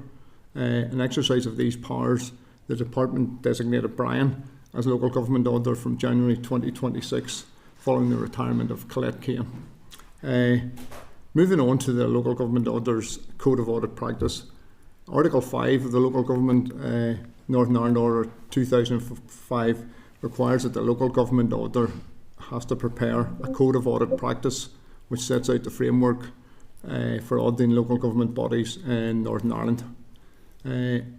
Under the order, the first code was prepared in 2006 and there's been one then revised in 2011, 2016 and 2021. The Local Government Auditor drafted a revised Code of Audit Practice for 2026 and launched a consultation in relation to this document in October 2025. 12 responses were received as part of that consultation, including a response from the Department for Communities, following which Minister Lyons was asked to agree the final draft Code of Audit Practice. On the 23rd of February, Minister Lyons agreed the final draft Code of Audit Practice and to the laying of the Code of Audit Practice in the Assembly. I think that's on the same date the Departmental Assembly Liaison Officer wrote to the Clerk of the Committee enclosing the Local Government Auditor's summary of consultation responses to the consultation and the proposed new code. On the 26th of February, the final draft Code of Audit Practice was laid in the Assembly. So I suppose that brings us on to yourselves. The Department now needs the approval of this committee for the draft Code of Audit Practice in order for Minister Lyons to table a motion in the Assembly Business Office asking the Assembly to approve the draft code. And Article 5.3 of the Local Government Northern Ireland Order 2005 provides that a code will not come into force until approved by a resolution of the Assembly, and that its continuation in force is subject to it being so approved. So the draft Code of Audit Practice is due to come into force on the 1st of April 2026. That's a quick overview from myself, and I'll pass over to Brian, who'll give more detail on the Code of Audit Practice, and once Brian's finished, I'll be more than happy to take any questions that you have. Yep, thanks, Jeff. Thank you. Okay, Brian. Okay, Jeff, thank you. And thank you, Chair and members, for providing us with the opportunity to brief you all on the Code of Audit Practice. My name is Brian O'Neill. I'm a Director within the Audit Office. I'm also designated the Local Government Auditor.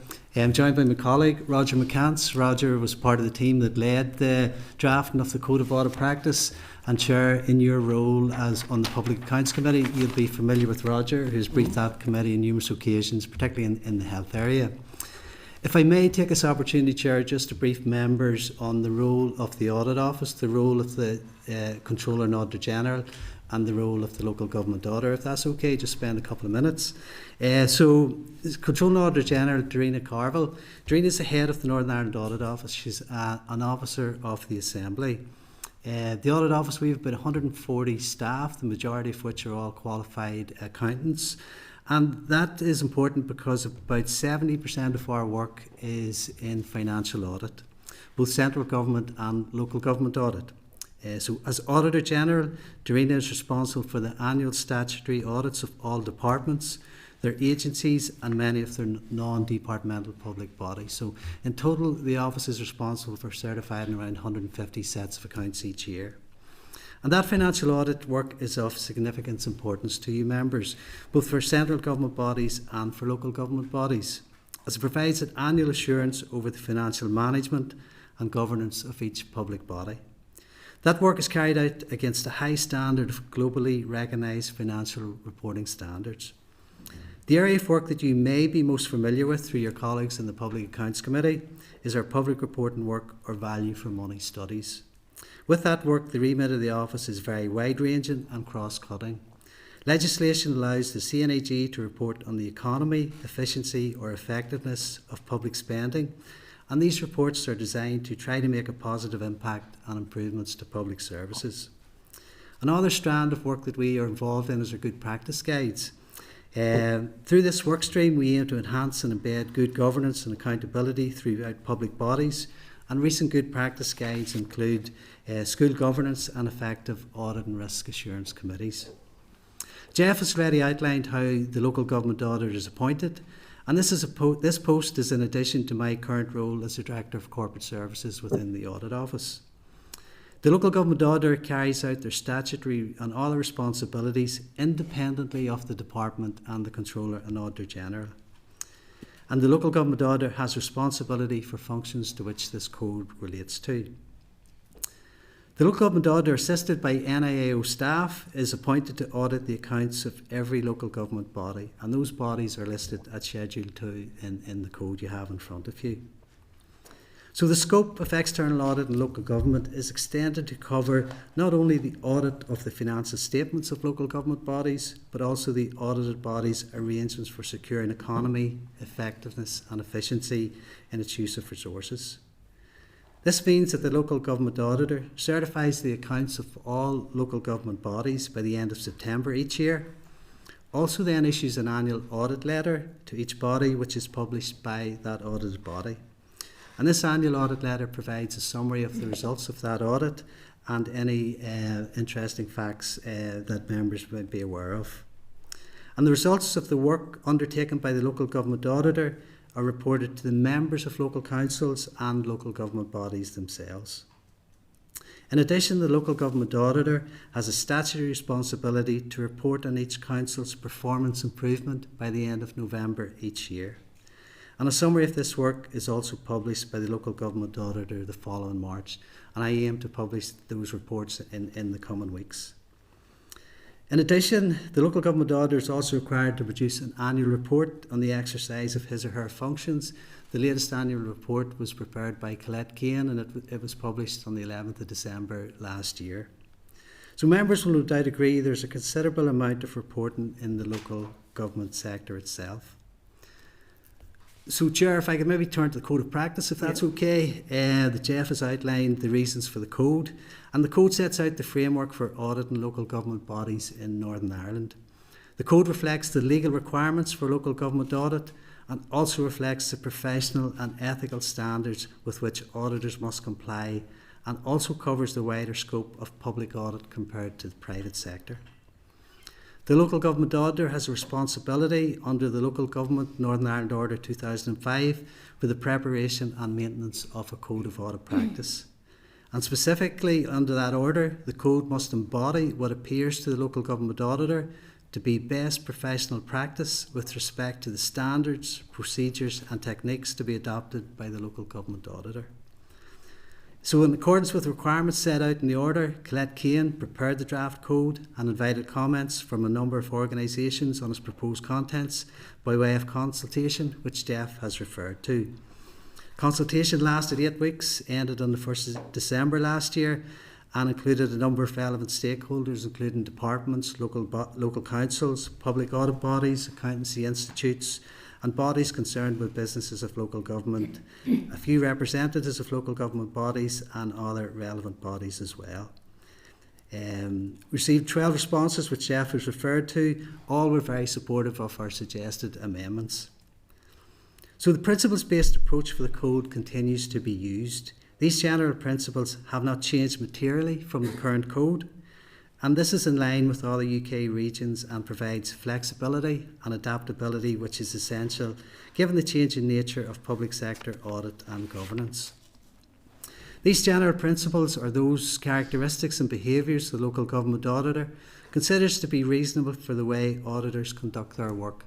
And you'll see at Chapter 1 in the code, all those principles are listed. So, Chair, in terms of the main highlights or the main changes to the code, I'll maybe run through them quickly if that's okay. You'll see the preface now includes how the local government auditor will continue to seek a couple of things: opportunities to carry out comparative knowledge studies on the local government sector, and that's again referenced in paragraphs 3.11 in the code, and to identify and report on examples of good practice that may be applied to local government organisations, and that's referenced in paragraphs 3.12 in the code. At page 5, the new code includes a detailed diagram of the arrangements for the audit of local government bodies in Northern Ireland, and included with it, at the heart of that, is where the Code of Audit Practice is. Pages 5 and 6, the new code clarifies the role of the Controller and Auditor General and the local government auditor. At page 7, the new code includes a reference to the Statement of Responsibilities of the local government auditor and local government bodies. This statement serves as the formal terms of engagement between the local government auditor and all local government bodies. So hopefully when the code is approved by the Assembly, I will then issue that Statement of Responsibilities to all local government bodies. At page 8, the code outlines that the local government auditor is committed to ensuring that the code is up to date to reflect any changes in legislation or guidance issued by the department. There have been some further presentation changes and some amendments, primarily in Chapter 1 of the revised code, to reflect the wider scope of public audit, to clarify expectations and auditors' responsibilities, clarify how data is used, strengthens the emphasis on proportionality and a risk-based approach to audits, strengthens the provision on independence by highlighting the need to safeguard independence and the importance of adhering to ethical standards. It's more explicit about the importance of applying professional scepticism in our audits and applying professional judgment as well. And it clarifies audit quality arrangements. At paragraph 6.5 in the code, the auditor responsibilities regarding raising concerns has been updated, and this clarifies the type of concerns that can be brought to the attention of the local government auditor by any stakeholders, and that they will be considered. And the code also references our recent Good Practice Guide on Raising Concerns, albeit it's 2020. We are in the process of updating that Good Practice Guide, and it will be issued within the coming weeks. So that's where we are in that. And finally, Chair, there have been some amendments in the glossary to update definitions for both the Controller and Auditor General and the Northern Ireland Audit Office. So, Chair and members, that's a quick run through an overview of the Audit Office, the CNAG, the role of the LGA, and the code itself, and the main changes that have happened from this code as opposed to the current code. Okay, thank you, Brian and Jeff. And you've probably made a pretty good job of addressing my first question, was around what the substantive improvements are and why those have been made. So you've covered that well. I keep the rest of my questions fairly brief and succinct, given it's about the code itself. And my first one is probably more to yourself, Jeff. So how does the Department for Communities satisfy itself that the code and the audit regime provide robust scrutiny of local councils' financial management and governance? I suppose first and foremost, I sit, and Brian also sits on, I sit on a thing called the SIPFA LASAC Board, which is a Chartered Institute of Public Finance and Accountancy, and try to remember this, Local Authority Scotland Accounting and Audit Committee. So what that's made up of accountants from England, Scotland, Wales and Northern Ireland. So we have a responsibility of putting together the code of practice for local authority accounting every year. So that reflects best practice, everything that, that changes. So then, from that, I have responsibility for issuing what's known as an accounts direction, along with a pro forma to all councils. So that will take into account any changes that have been made, any updates. So that will make sure that anything we send out is robust and up to date. There's a liaison before that is issued with Brian, with the local councils, so that everybody's content with the pro forma. And the advantage, for my opinion, for that is the fact that in Northern Ireland we don't have any issues with backlogs of audits.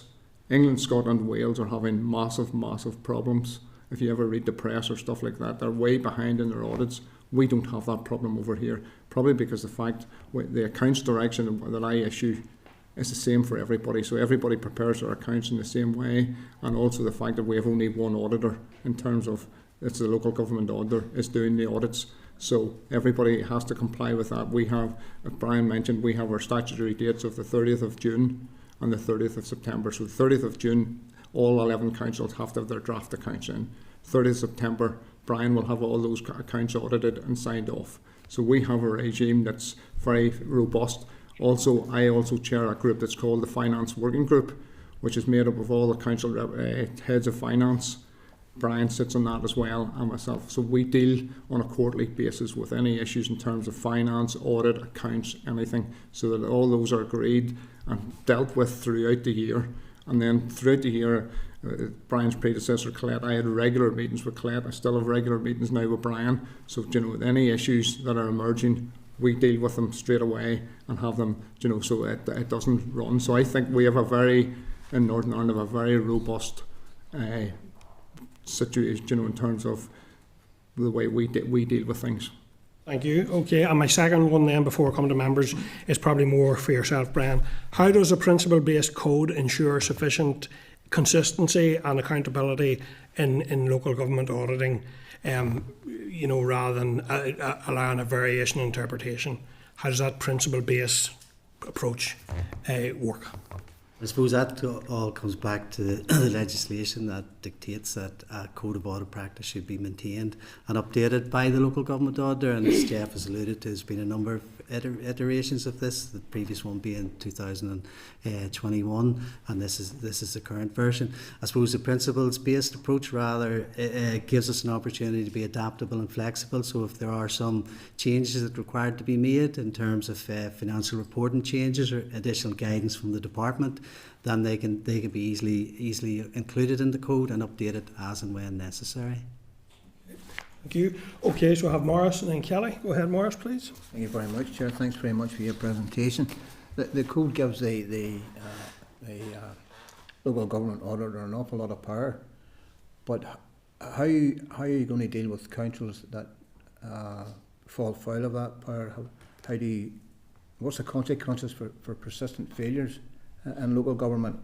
And is the code capable of correcting problems rather than just identifying them?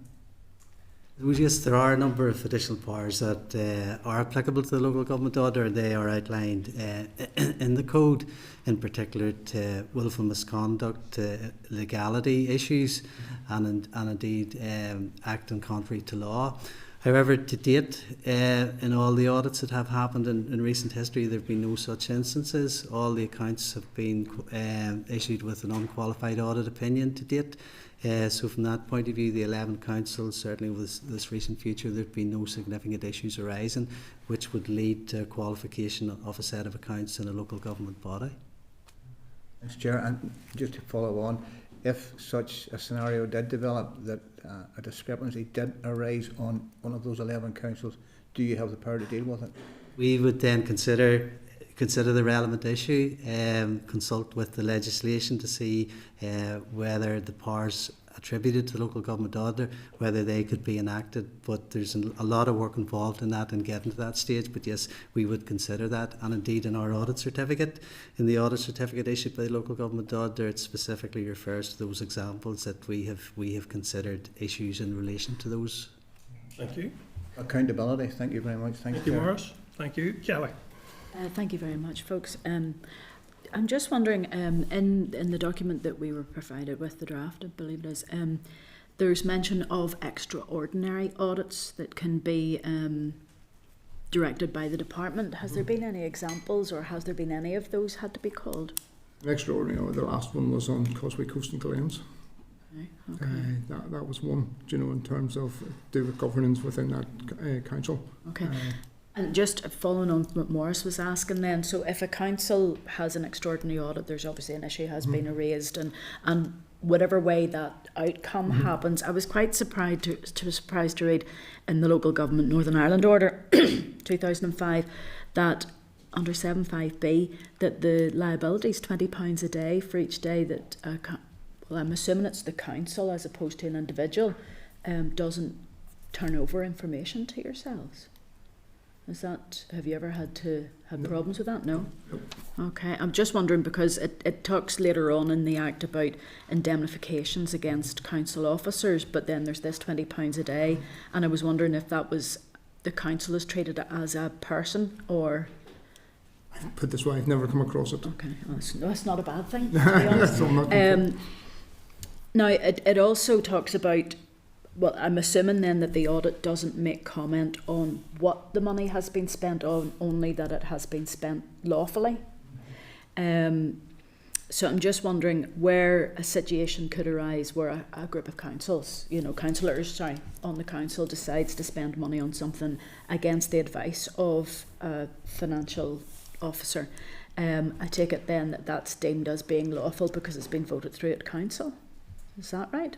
You would have to look at the circumstances and the reasons for it, and indeed if an instance like that was to arise or happen, we would look closely at it to see had the council or the councillors the legal authority to incur that expenditure. Okay, thank you. And then if a council is found not to comply with the processes, they can be you can take them to High Court. That's the ultimate. But apart from that, well, I don't know what the High Court's penalties could potentially be. I saw £2,000 mentioned somewhere, but it seems quite light. It's quite significant amounts of money we're talking about here for councils as it is for government departments. Yeah. I suppose a lot would depend on the issue and how it arose, and obviously if issues are going to court, then it becomes a completely different ballgame.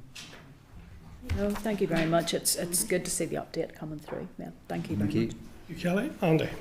Just a very quick one. It may not necessarily be part of this code, but I was just wondering, obviously over recent years there's been a lot made around local government reform. I was just wondering if you would have a comment or analysis of how councils could perhaps better set out whether those efficiencies that were promised to the general public around local government reform have actually been realised, because certainly those who have contacted me around that would suggest that it's difficult to ascertain. The department produced a report, was it last year? Yeah, I read it. Yes, yeah. So that's the most up to date, and I suppose what we're really looking at is the fact we have only been in, the information that was probably based on the first 8 years of since 2015 when the council came in, and I suppose during that time you'd COVID, and a couple of other things, so it was felt that the information didn't yet provide enough clarity, in terms of you'd need to have that going on for another 5 years to provide a level of data that could show, where there were efficiencies, stuff like, so there in that report, if you've probably looked at it, you'd noticed there were places where there's a lot of councils who have come together to work together, in terms of management of waste management, stuff like that. So there's efficiencies there that people have identified, but I think it's going to take another few years yet,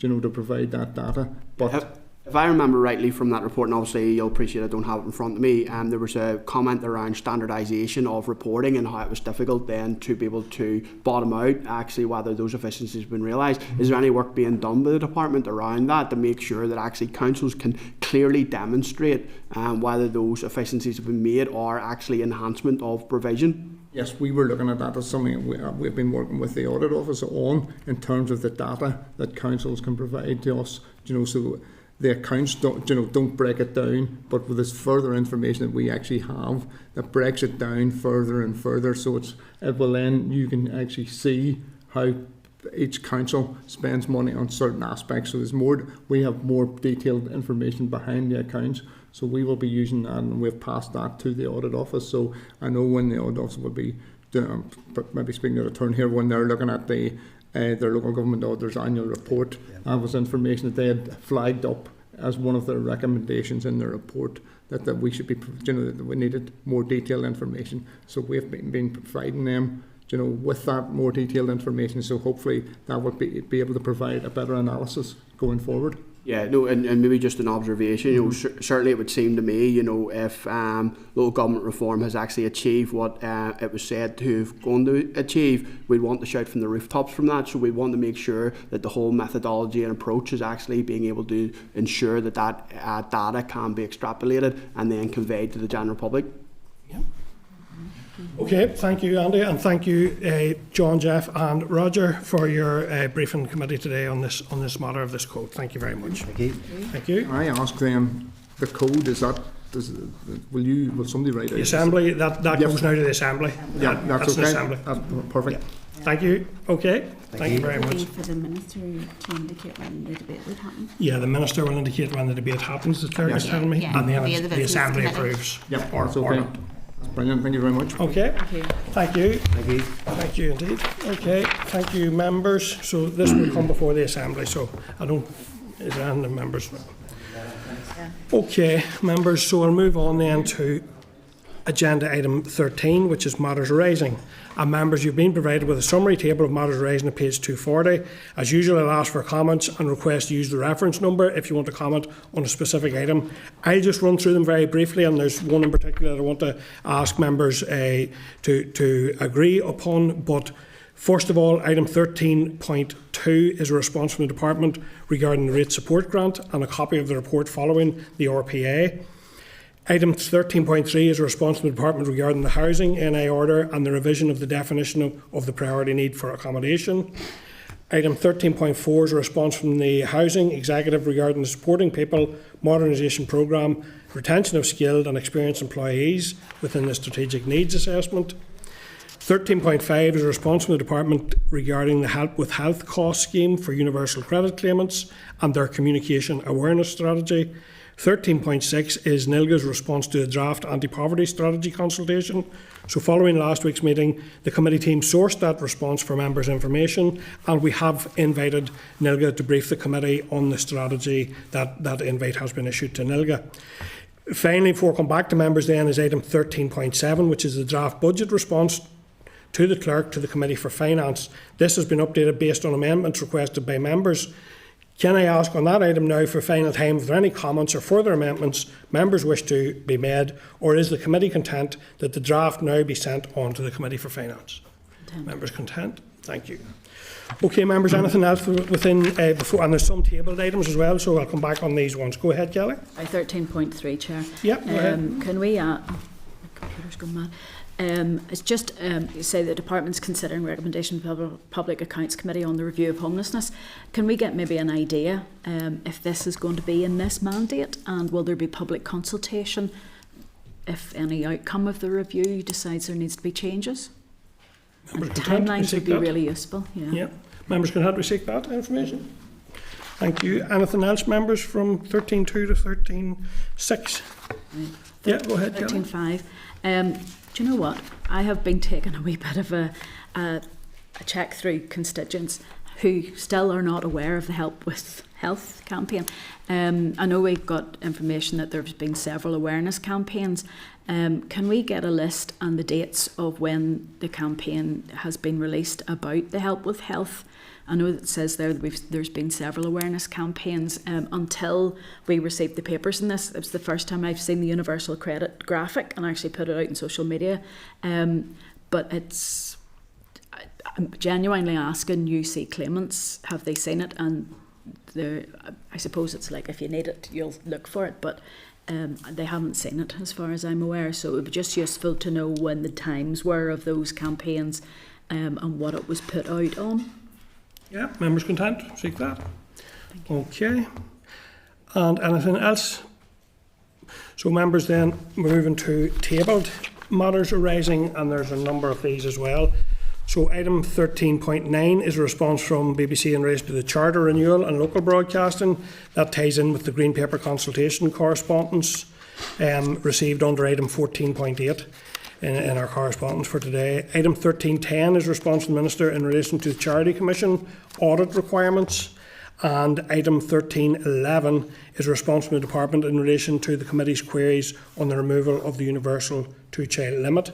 So within those tabled matters, are there anything further members wish to highlight, or Kelly? I'm just wondering about the 1310. Obviously, we've been contacted by Angel Eyes. Is it worthwhile sharing that communication with them? Because they had talked about that the 500,000 limit. Was content with you, so? Was content that's shared. I thought I read in there that the department were saying they had received the same from Angel Eyes and that they were already responding, but no harm regardless. Harm to double up. Yeah. Members content? Yeah, okay. We would usually check with the department. They were content for us to share that anyway, so I'll check that. Okay. Okay, members, thank you. That concludes matters arising, and then moving on to agenda item 14, which is correspondence. And as we will, as usual, proceed through the correspondence, I now intend to consider items in bundles and would ask if you wish to draw out or highlight any specific item of correspondence, or if you're content to confirm the step as proposed in the memo, which is at item 14.1, starting on page 310 of the pack. Item then 14.7 to 14.8. 14.7 is an invite to attend the NI Survivor Council Experts Insight event in the Long Gallery on the 3rd of April. Members should respond individually should they wish to attend. And 14.8 is that correspondence from the BBC that I referred to. Anything else then within 14.2 to 14.8, members? In that block, members. Moving on to the next bundle then is item 14.9 to 14.14. Within that bundle, 14.11 is correspondence from the Department in relation to an update on TNF grassroots strand. The Department has apologised for oversight and delay in sending the correspondence. And item 14.12 is also correspondence from the Department regarding the initial gambling industry code of practice consultation responses. So anything within that members wish to draw out?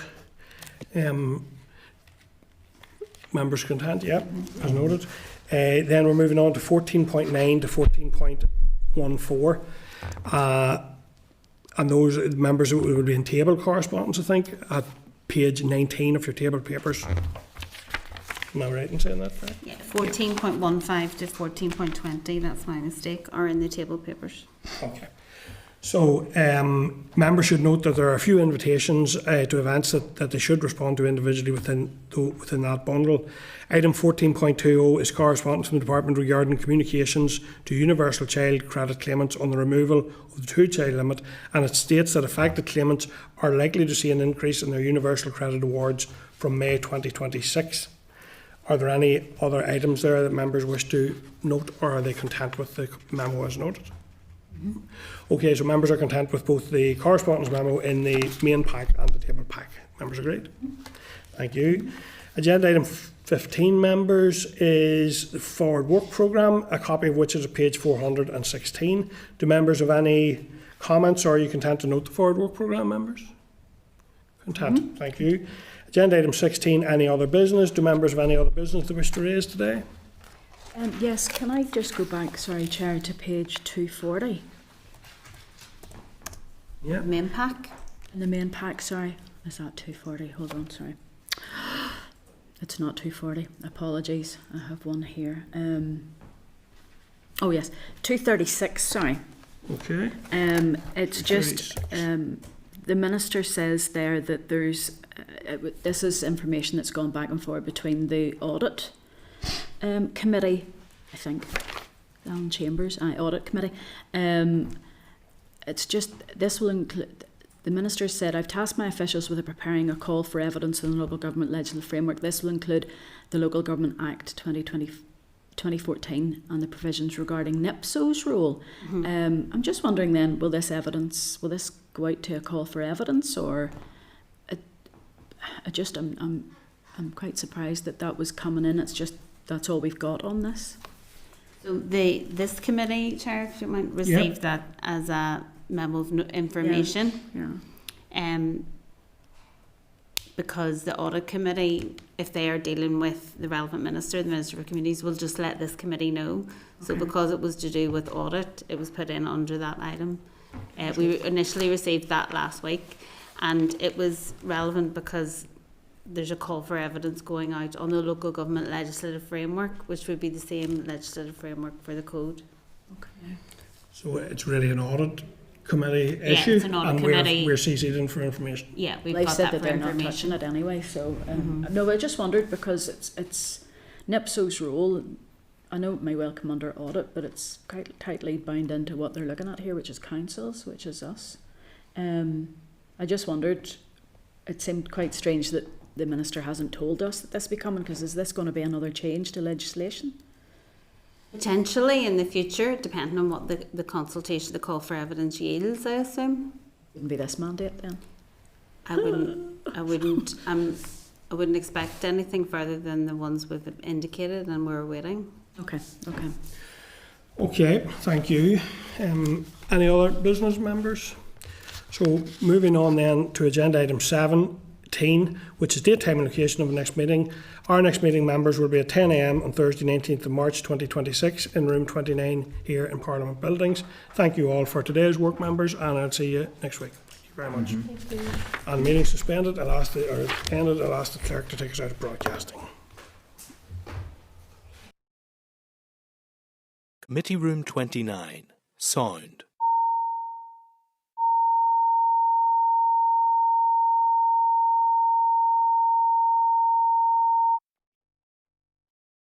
Committee Room 29. Sound.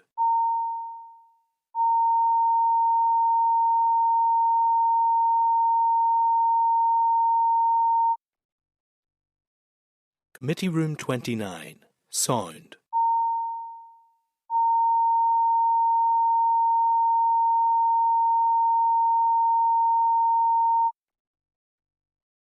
Committee Room 29. Sound.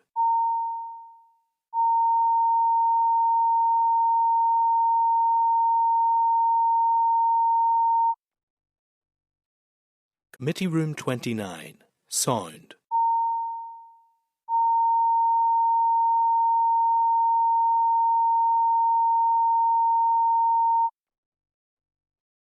Committee Room 29.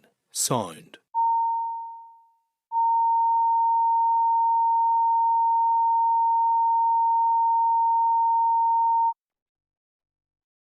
Committee Room 29. Sound.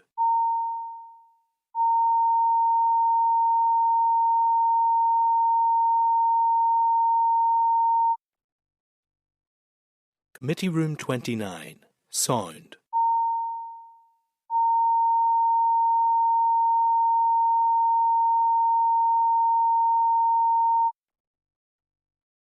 Committee Room 29.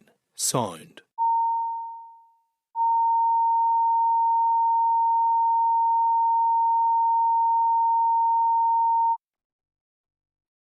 Committee Room 29.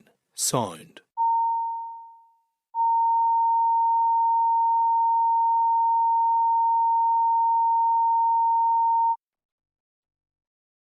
Committee Room 29.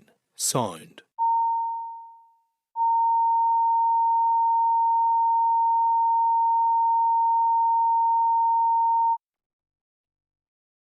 Committee Room 29. Sound.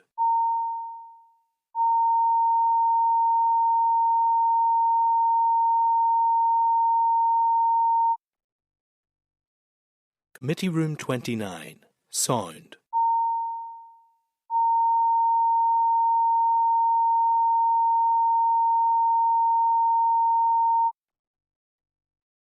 Committee Room 29. Sound.